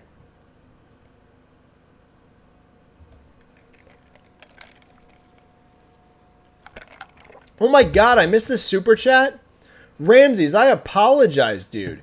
Ramses, if you're still in chat, I apologize. Wow, I missed a super chat from like the beginning of the stream. Ramses, I'm so sorry. If you're still in this stream, luckily I did not answer what you're asking. So this worked out to be a miracle in that I didn't make you waste your super chat. But I apologize it took me so long to get to it, Ramses. I completely missed it. There's been so much in chat, I just missed it. Ramses asked from like the beginning of the stream. I apologize. Benji, what do you think about the FTC coming after Microsoft due to layoffs? I get what the FTC's point is, but I thought Microsoft's counter argument was strong in that Microsoft said that, and they better have proof of this, by the way. They better have proof. Like, they better not just say this. But their response was that Activision Blizzard was already planning on major layoffs. If they can prove that, like if they can prove definitively they have documentation from Bobby Kotick and upper management saying, hey, we're going to lay off 1,000 people next year. I don't know if they'll have an exact number, right? But if they have true evidence that Bobby and, upper management was planning huge layoffs this year, honestly, it kind of destroys the FTC's argument. I'm not glad they fired people no matter what. We're speaking purely in terms of legality here. If they have proof that, like, hey, we're basically just carrying out what Activision Blizzard was already planning on doing, I think they're fine. If they don't have proof, though, that this was being discussed internally, not just a couple layoffs, large scale, because they laid off a lot of people, it could not be great for them. But I'm assuming they have proof. We've seen so many other layoffs industry-wide. I'm assuming there was internal communication about layoffs no matter what. So more than likely, they're going to be able to say, hey, look at this email from Bobby Kotick, on X date where he said we need to cut a ton of jobs because we are going into cost-cutting mode. So just depends, but probably they're fine. Let me make sure I haven't missed any channel members or super chats now that I just realized I missed that one. Let me scroll down. I don't think we've had anything come in lately, but I want to make sure.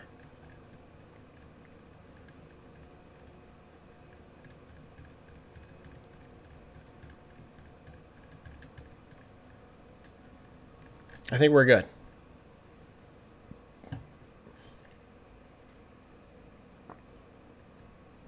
Nope, I did miss one. Dude, sorry. The chat's just big. Danger Man came in with a 2 super chat. Thank you so much, Danger Man. Microsoft should have did a first-party Game Pass on Steam first. They probably want it on Steam. I'm guessing Valve won't let them. Danger Man, I don't know this, but my guess would be that if Valve allowed them to put even a first-party only option Game Pass on Steam, they already would be there.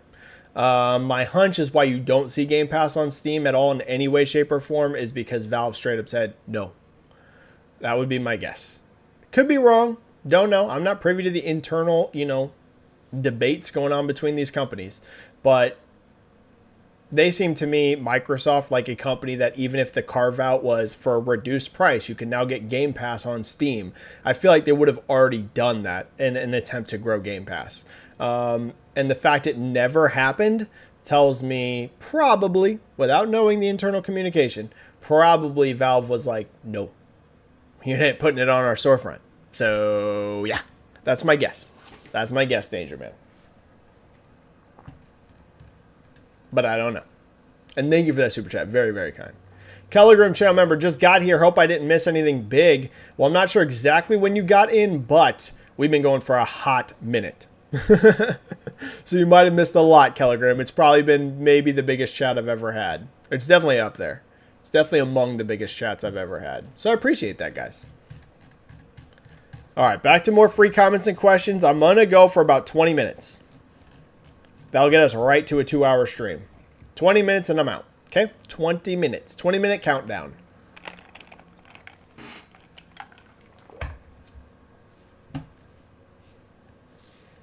Where was I at?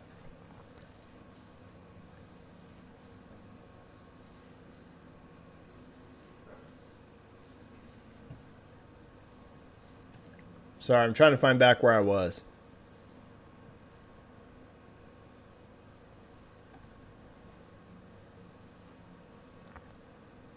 I'm going to try and start hitting people that haven't gotten questions answered, okay? So I might be skipping around chat more than I was, but I'm trying to find specifically people that haven't gotten something answered.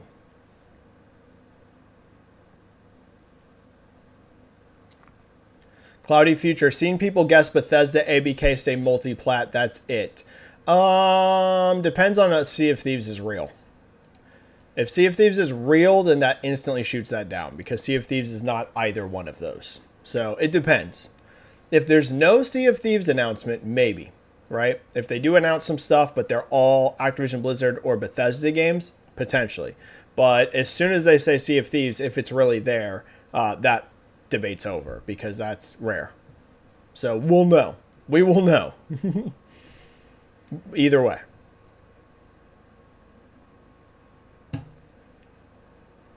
Bomangi, I don't think you've had a question answered. Microsoft cannot put anything on PlayStation without PlayStation/Sony approval. Has anyone asked Sony about this? Sony has quite literally zero reason to say no, Bomangi. Trust me. Sony probably sees this as nothing but a win for them.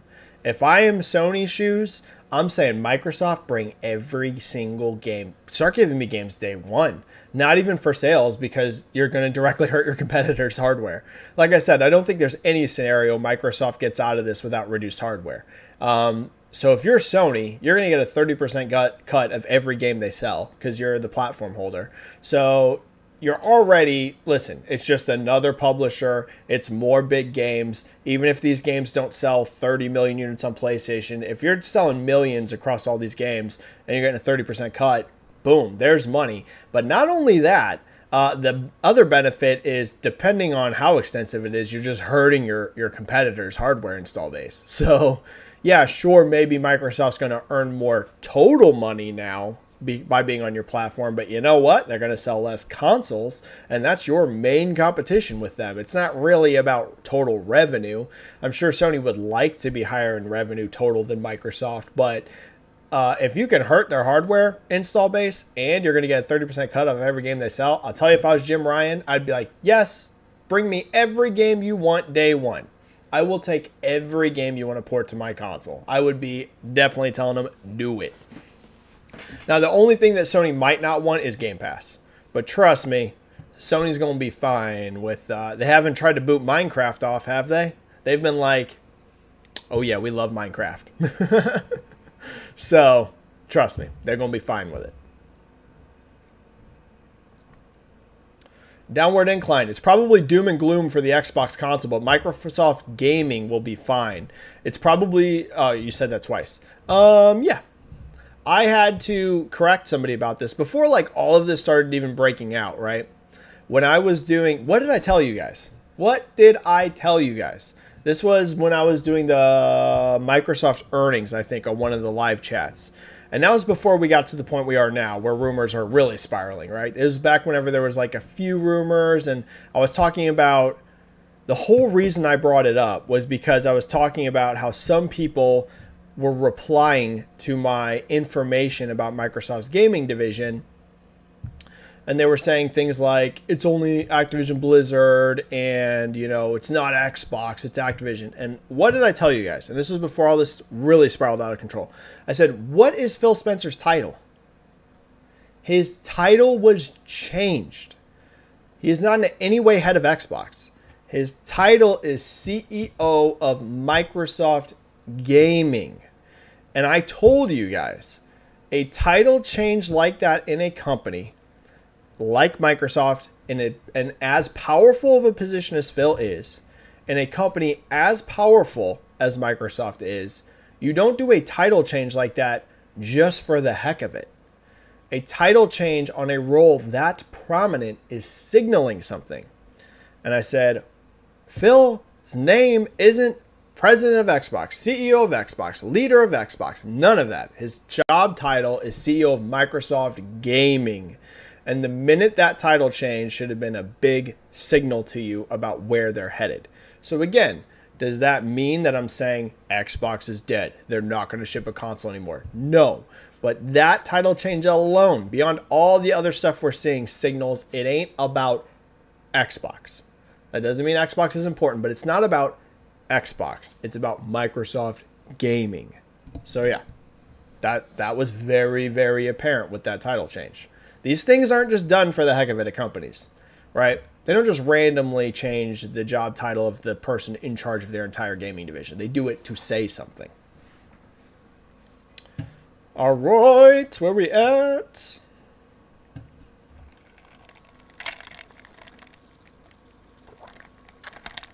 They're not getting rid of the Xbox brand name, though. That's not me telling you that, because there's also rumors of that. Xbox is going... I'm not necessarily saying that, but I'm just saying Microsoft doesn't look at their gaming division as Xbox. They used to. They used to look at their gaming division as Xbox. That is our gaming division. They don't now. It's Microsoft Gaming. That is the name of the division.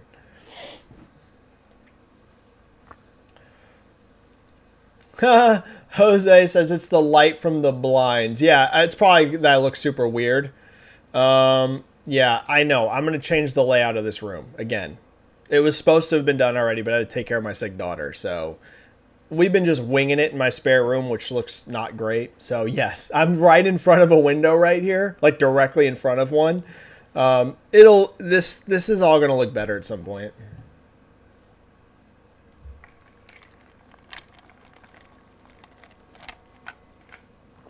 John Scott, Benji, can you comment on Nintendo selling over 500 million first-party games sold on Switch? Source CESA. How insane is that? The quality of the Switch Gen games has been amazing. Like I said earlier, John, no platform in history has been as impressive as Nintendo Switch for driving first-party software. They're in a league of their own. There's just not enough superlatives I could put on them other than just incredible. Like, it's just incredible.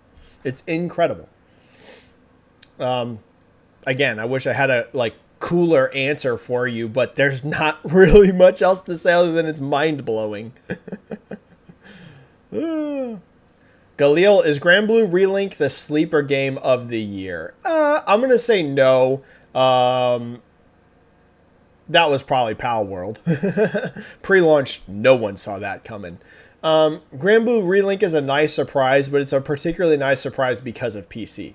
There's not really any evidence that this is doing insane sales on console. I think it's doing pretty good on PlayStation worldwide. I have a feeling they did pretty nice on that. But it's not one of those things where it's like, man, if you just look at the console performance, it looks like Granblue is selling like 10 million. You know what I mean? But it's really PC. It did so strong on PC, particularly because of China, that it's a huge surprise on PC how well it's done. But I wouldn't go as far as to call it sleeper game of the year. At least, we got to see a lot more this year first. I think we had a super chat come in as we approach the end. We got 15 minutes left of the stream. 15 and I'm out. I'm going out right at 2 hours. 15 minutes. I'm sorry. I keep drinking in front of the mic. It probably sounds disgusting. I notice whenever I rewatch the stream that you can literally hear all of the intricate, gross details whenever I drink. I'm sorry. I'm drinking coffee. I'm drinking cold brew coffee. I am a coffee addict. So that's what I'm drinking. It's cold brew, and what is mixed with it is, I can't remember the name of the brand, but it is a plant-based sweetener, but with 0 grams of sugar, and the flavor is toasted marshmallow. Pretty nice. Pretty tasty. Pretty Dude with a 5 super chat. How much do you think these decisions are coming from Satya and the CFO versus Phil? And do you think Phil walks or gets let go after this? Ooh, good question. Here's what I suspect, Pretty Dude. Again, without having talked to any of these people. I've said it before, I've never talked to Satya Nadella. I've never talked to Amy Hood. I may have talked to Phil before, for sure. But I have never talked to Satya or Amy Hood. And I've never talked to Phil specifically about this. My guess. Again, my guess. I always got to take that. There's a reason I always say this sort of thing. Because if you don't, you never know. Someone could run off with the clip and be like, Benji said that. That's why I'm always so, very much. There's a reason I always say these sort of things before I make replies. It's not just so I can just spiel stuff out. It's so that there's definite context there in case someone tries to clip something. My total guess is that this was heavily pushed by Satya Nadella and Amy Hood. Now, whenever I say it was heavily pushed by Satya Nadella and Amy Hood, does that mean that I think that Phil is necessarily fully opposed to these decisions? I don't know. I'd have to ask Phil about it. I think there's a world where Phil maybe doesn't like some of these decisions. I think there's a world where maybe Phil is in favor of some of these decisions. But I think either way, pressure is probably being applied from Satya and Amy.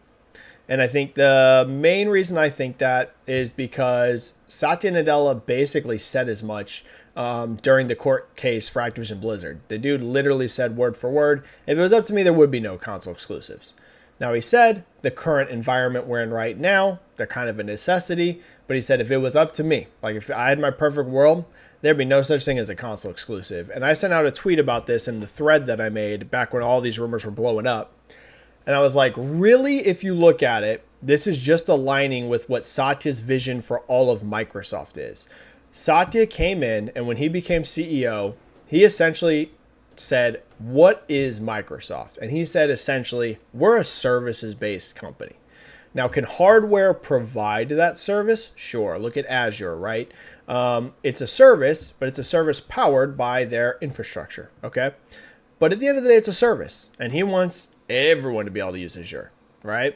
If you look at Windows, if you look at Outlook, if you look at, their future with AI they're trying to build, if you look at everything Satya Nadella does, it's about how do we provide a service to as many people as possible. Teams everywhere. I want to put everything everywhere. So if you look at it, what does it look like what's being rumored, it looks like something that just lines up with Satya's vision of what the whole point of Microsoft is. So that's why I would say I have a strong feeling Satya is heavily involved in this, not just because the fact he's the CEO, but also it's literally aligning with the rest of his vision for the company. And the other reason why I would say I have a strong feeling Amy Hood has been pushing for this as well is a lot of people don't realize this, and I actually didn't even realize this really until the court case for Activision Blizzard, but Amy Hood is kind of in many ways who Phil reports to. Now, does he report directly to Satya? Of course, but during the hearing, they talked about how Amy Hood in a lot of ways kind of sets the goals and metrics for Microsoft. Her and Phil kind of work together, they set some stuff, and then Phil reports to her based on how are we doing in hitting those targets. If they're not hitting their targets, which they aren't, Amy Hood outright said that hardware is not performing how we think it is. Other areas they kind of are, but we also know Game Pass subs have not been hitting where they set goals. Hardware's not performing how they expected it to. If you're not hitting the goals and benchmarks that Amy's setting for you, she's going to push to what can we do to hit those benchmarks. So you look at Amy, you look at Satya, it makes a lot of sense. So again, Phil might also love these ideas. It's not me telling you. It's just Satya and Amy, and they're pushing Phil, and Phil's got no choice in the matter, and he's, oh, I wish I was, just doing exactly what the people on Twitter want me to do. I'm not saying that, but do I think that there is definite pressure coming from Satya and Amy? Yes. I think it's almost undeniable. Whether Phil's in on it or not.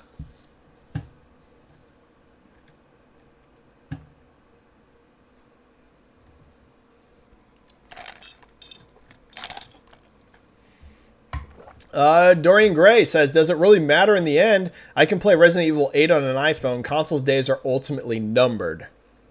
I think we are more and more moving to a future where more games will be available in more places, yes. I don't think the end of consoles is here and that they're dead tomorrow. But over time, yes, you will find games more and more places. I mean, that's already the case, really, right? Not necessarily from first parties, but there was a time where, Yakuza games, you couldn't get it anywhere but PlayStation, really. Persona games, you couldn't really get it anywhere but PlayStation. You couldn't really get a platform holders games on PC. Now you're getting PlayStation games and Xbox games. We're already moving that way, to where games are just more and more everywhere. There's still going to be exclusives for quite a long time, particularly Nintendo, by the way. But the future is moving steadily to a place where games in general are available more places, yes.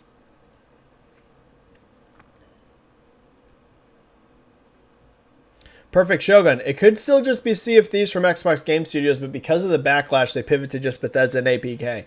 I'm going to say something that Xbox fans are not going to like. Okay, you guys buckle up. Here we go. I think we might manage to mostly get to a spot where I probably didn't say anything too inflammatory. This will be inflammatory. Microsoft should not make their business decisions based off what people on Twitter are saying. I'm sorry. Some of you are going to hate hearing that. They shouldn't. Now, hold up a minute before you Xbox fans get mad. That's not me saying for sure that some of the things Xbox fans are saying are wrong, okay? If Microsoft has actual data, not Twitter posts, data, to back up that the backlash is reflective of what they can expect to their business. In other words, this backlash isn't just Twitter noise, because I hate to say it to you guys, I love Twitter. Without the data, doesn't mean nothing. If they have data that will say, okay, this backlash is not just the sort of thing that is going to make random Xbox gamers mad that are terminally online, but it's also going to have a negative impact on our pure business. We have evidence that's pointing to this is a larger thing. This will hurt hardware more than we thought it would. This will hurt Game Pass subscriptions more than we thought it should. If they have actual data like that, maybe you pivot. But you should never take a trillions and multi-billions dollar business and pivot it based off Twitter posts. Even if that person has 100,000 followers. You definitely shouldn't change your business practices based off Twitter, okay? So that's all I'm saying. Calm down, Xbox fans. I'm not saying that some of you that are saying this will be bad for Xbox's business are wrong, but I'm saying The last thing on earth you should do is base your business off of Twitter posts. Just don't do it. Just don't do it. Don't do it. Don't do it. Doesn't mean maybe don't pivot. If you have data thinking it's going to do something, but don't do it because Twitter said it, that doesn't really mean that much. Always follow the data.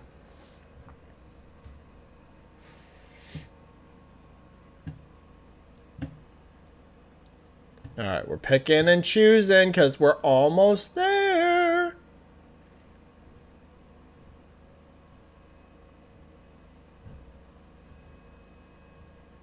My name is Mud. I think part of this is Bethesda fighting back against their games being exclusive, while Activision games are allowed to remain multi-plat. There was some rumblings of things like that, some rumblings from some of the Pete Hines stuff, but some of that was misinterpreted. Could that be a factor? Sure, but I think it's mainly about growth. I think it's mainly about growth for investors. And I think Microsoft is struggling to sell hardware. And they know it. And they don't know if they can get out of it.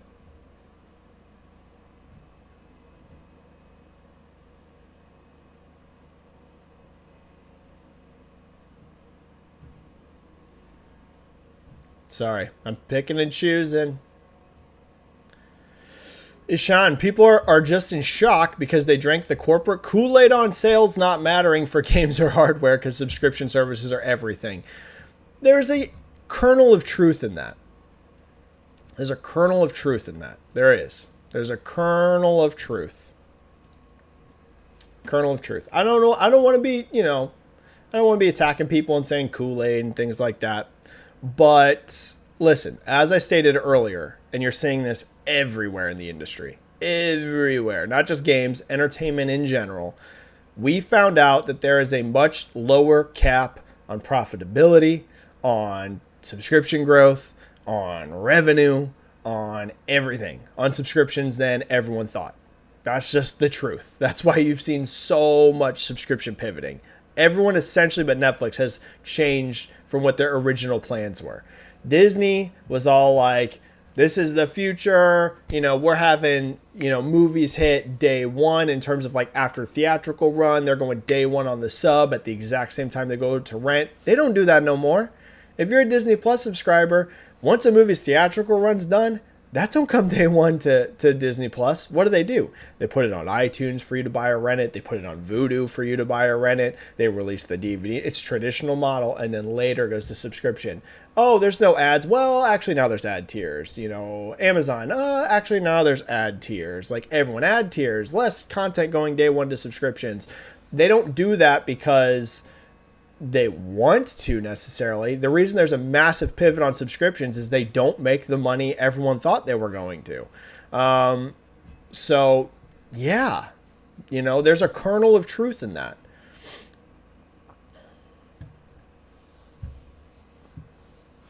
Doesn't mean subscriptions aren't important. Doesn't mean you need to kill Game Pass. But there's other things that are very important too. It can't be just about the subscription. We have learned that very clearly. Oh, I think Highlander just did the most awesome thing. I love when Highlander does this. Highlander has gifted 5 channel memberships here towards the end of the stream. And Highlander, I won't forget your channel member post. Highlander gifted 5 memberships. Perfect Shogun got a channel membership. Ragtag Gamer got a channel membership. Peanut King got a channel membership. Dev7183 got a channel membership. And Isaac Hayes 85 got a channel membership. Awesome. Shout out to Highlander for gifting those. You guys all have priority in the chat for the next month. And you know what? You guys know we're going to have a spicy chat next week. So you guys will all have priority in the chat next week thanks to Highlander. Next week's stream is going to be another big one, guys. We're going to have the news actually hit next week, right? This week we're all theorizing, guessing, trying to figure these things out. Well, next week we're going to know. So next week's chat is going to be... Next week's chat's going to be lively. It's going to be another lively one. Dude, I have the best community. This chat has been, considering the topics... I ain't always trying to gas you guys up, but it's just the truth. Considering the inflammatory stuff we're talking about, the fact you guys have kept it so in check, you guys are amazing. That's why I love doing the streams. I got the best community. I'll put that on anybody. I got the most knowledgeable, best community of anybody on the gaming industry. Oh yeah, and let me hit Highlander's thing. Highlander had a channel membership. There we go. We're getting close. Well, I'm clearly going over 2 hours now. Highlander, channel membership for 10 months. Thank you so much, Highlander. Also, thank you for gifting the channel memberships, plus this one. Benji, hope you are doing great. I'm doing so much better than last year. Oh, my God. Last year, freaking... You guys know. I don't need to get going. So much better, Highlander. So much better. Hope you're doing great, too, buddy.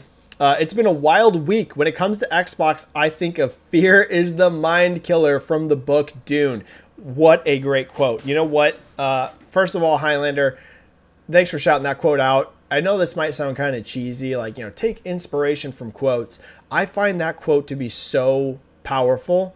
And coming from somebody that, you know, you guys know, sometimes I've had some big anxiety issues.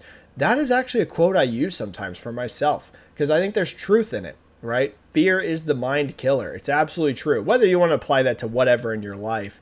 A lot of inspirational quotes are just kind of, you know, sugar and rainbows to try and make you feel better. But there's truth in that statement. Fear holds us back. I can name you like 3 things in my life right now that I should be doing.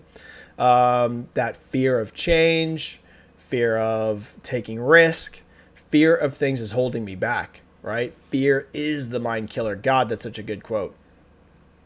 Thank you, Highlander, for ripping that channel membership. And remember that. Fear is the mind killer. Don't let fear hold you back. Because, dude, I am very much bad about that. I'm speaking from experience, guys.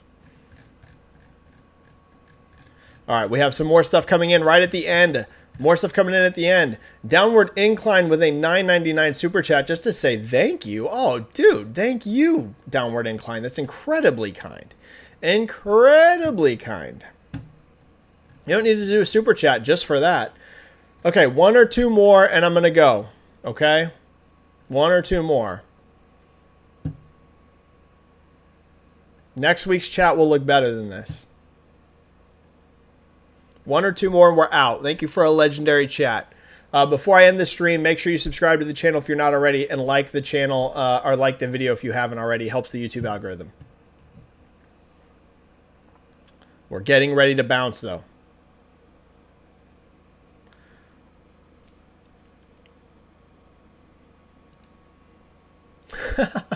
Vex. People want Xbox to compete with PlayStation and Nintendo, yet Xbox is doing PC day one. It's like saying LeBron trying to compete with MJ on one leg. Vex, I've talked about this. PC day one cannibalized Xbox sales more than I thought. Again, I tell you guys, I will admit whenever I get something wrong. I was one of those ones preaching that, and I was just wrong on this. I was one of those guys preaching, hey, you know, PC and console, pretty different markets. You know, will there be some console cannibalization going on PC day one? Sure, maybe, but it won't be like a big number. I've walked that back, Vex. You are correct. I think PC day one cannibalized Xbox consoles more than I anticipated. Yes. Yes. I was wrong on that. I was wrong. The GOAT, is Xbox games really going to PlayStation? Some, yes. They would have outright denied it if it wasn't true. So yes. Do I know the extent? No. Do I know the exact games? No. Are some going to PlayStation? Yeah. Some are. You do not do that unless it's real.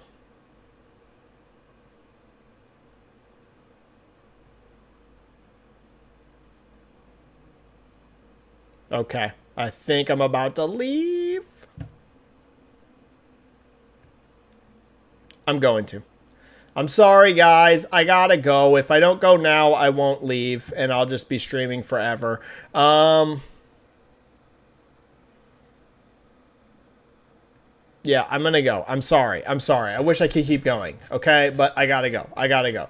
We gotta save some stuff for next week. Oh, Prinny has a super chat? I don't want to miss it. Sorry. It's been a big stream. Prinny had a super chat? I thought I hit Prinny's. I hit that one, right? Can someone correct me if I'm wrong? Split End saying Prinny has a super chat, but I think I hit that one. We talked about that. Like how much is coming from Phil, how much is coming from Amy, Satya. I think we already hit that. Can someone confirm? There's no other super chat besides that pretty one. Otherwise, my thing is not loading correctly. But I'm pretty sure that's it. Okay. Okay, I'm going to bounce, guys. Thank you so much. Thank you for an amazing chat. You guys are all amazing. Thank you for what's potentially a record turnout. I don't know. I think it might have been the biggest stream I ever had in terms of viewership. It's definitely up there. Buckle up for next week, okay? We're going to be back here next week, probably on Thursday again. Thursday's just become a good day for the streams. I've been doing it every Thursday. We got the consistency. Time's pretty much the same. Day's pretty much the same. So just assume that next Thursday will be the thing. There's a chance we'll go earlier. There's a chance we'll go the day after this is announced. Depends on the day, though, with my work schedule. There's a slim chance if this is announced on Monday, maybe I'll go live on Tuesday, okay? If it's not until Tuesday or Wednesday, though, because the way my work schedule works, we're probably going to go live Thursday again. Thursday seems to be the good day to get this all out there. But either way, big stream next week like this week. It's going to be interesting. Thank you for all of the channel members. Thank you for the super chats. If I missed something, I apologize. Thank you for always being awesome. Thank you for all of your support on Twitter, X, whatever the heck you want to call it. And thanks for all being amazing. As always, I love you guys so much. You guys are the best. You guys have gotten me through some good times, some bad times, and all the times. As always, stay safe. Play some games, and I will catch you guys either next week here on YouTube, or I will see you on Twitter or X, whatever you want to call it, very, very soon. Have a good day. Have a great day, and peace out. Much love. Bye, everybody. Bye. Bye, bye, bye, bye, bye, bye, bye, bye, bye, bye.